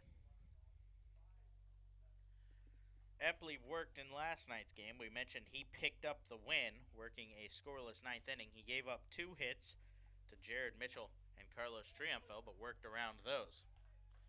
2-0 fastball brings the count to 2-1.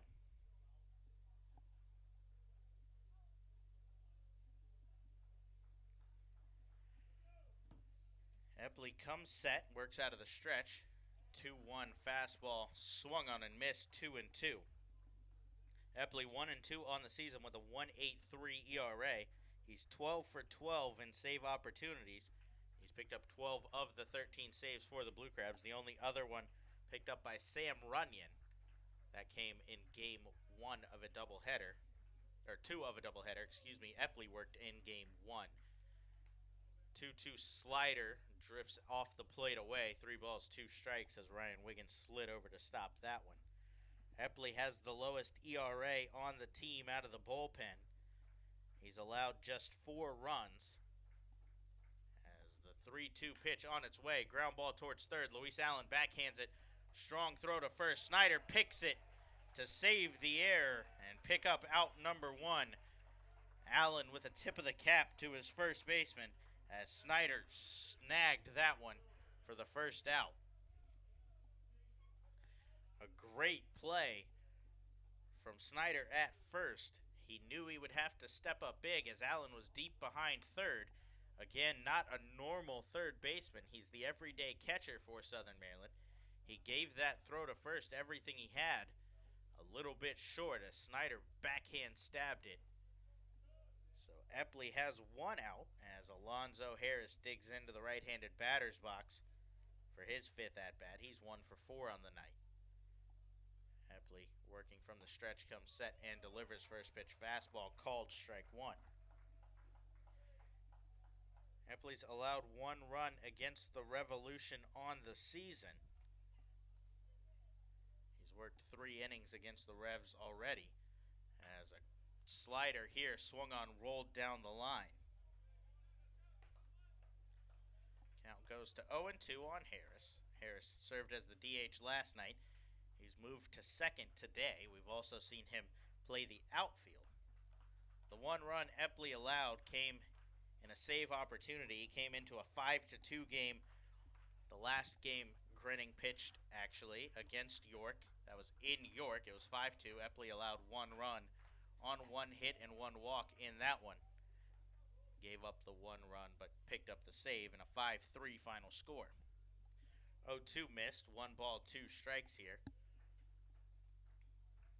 As Snyder and Allen hugging the line, the infield shifted up the middle.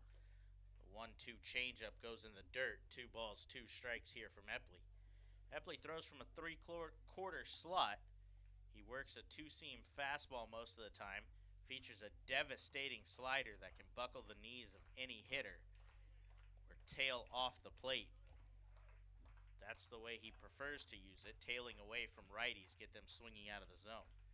2-2 fastball right down the middle. Harris goes down looking for the second time. His 3rd strikeout of the night goes down as the 2nd out here in the bottom of the 9th. Harris has taken a couple of fastballs, 1 in the 3rd inning from Grinning and 1 there from Epley, where he knows immediately, puts his head down and walks back to the dugout before Silvio Martinez can even get into the strikeout call. Epley now just 1 out away from picking up the save here in Game 2. This would lock in the series victory at least for the Blue Crabs, as they already won Game 1 of the 2-game set. Game 3, of course, scheduled tomorrow, 6:35 p.m. before the Blue Crabs will head to Sugar Land for a road trip. Epley's last out to get Angel Franco. Franco took a first pitch fastball as Epley comes set for the 0-1. Swung on and missed on a fastball in the dirt. No balls, 2 strikes here. Epley has 22 strikeouts on the season in his 19.2 innings of work. He picked up number 23 against Harris. He's looking for the 24th here to pick up the save. He comes set, no balls, 2 strikes, goes to the slider, just stays off the plate away, 1 ball, 2 strikes. He tried to go backdoor with the slider against the lefty Franco, but it stayed a little bit too far off the plate before coming back. Epley comes set for the 1-2 pitch. Kicks and delivers. 2-seam fastball swung on, fouled back as that one caught Wiggins. Rattled the cage of the catcher a little bit there as home plate umpire Silvio Martinez takes a trip to the mound to deliver a new baseball. Buy Wiggins a little bit of time behind the plate to recover. Epley takes his time heading back to the mound. Martinez takes his time heading back to the plate as we set for the 1-2 once again, with Epley looking to pick up his 13th save of the season.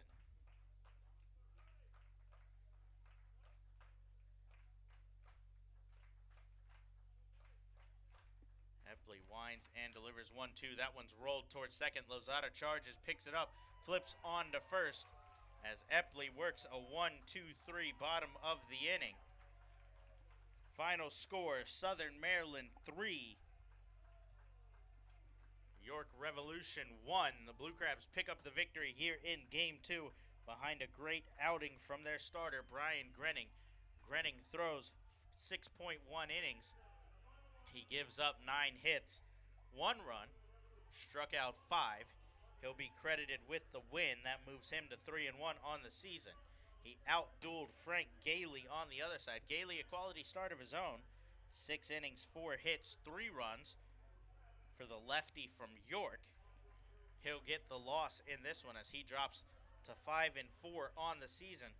Blue Crabs improved to 24-21. The game in Lancaster has just ended as well. The Barnstormers take that one 7-1. So the Blue Crabs will remain 1.5 games back in the Freedom Division, heading into tomorrow's finale against the Revolution. The Blue Crabs will send out Gabby Hernandez, hoping to lock down the sweep. Hernandez, the only Blue Crabs starter on the season to not suffer a loss yet. He's 3-0 with a 2.55 ERA. He'll battle against the Revolution's righty Victor Mateo. Mateo 1-4 with a 3.73 ERA. So a big win for the Blue Crabs tonight as they lock in a series victory. Patrick Palmero 2-for-4. Picked up a couple of RBIs on the night. Luis Allen 2-for-4 as well with an RBI double against his former team. So Grenning the win, Gailey the loss, Epley the save. Blue Crabs take a 3-1 game here in Game 2 against the York Revolution. Game 3 tomorrow. Victor Mateo, Gabby Hernandez, 6:35 first pitch will be on at 6:30.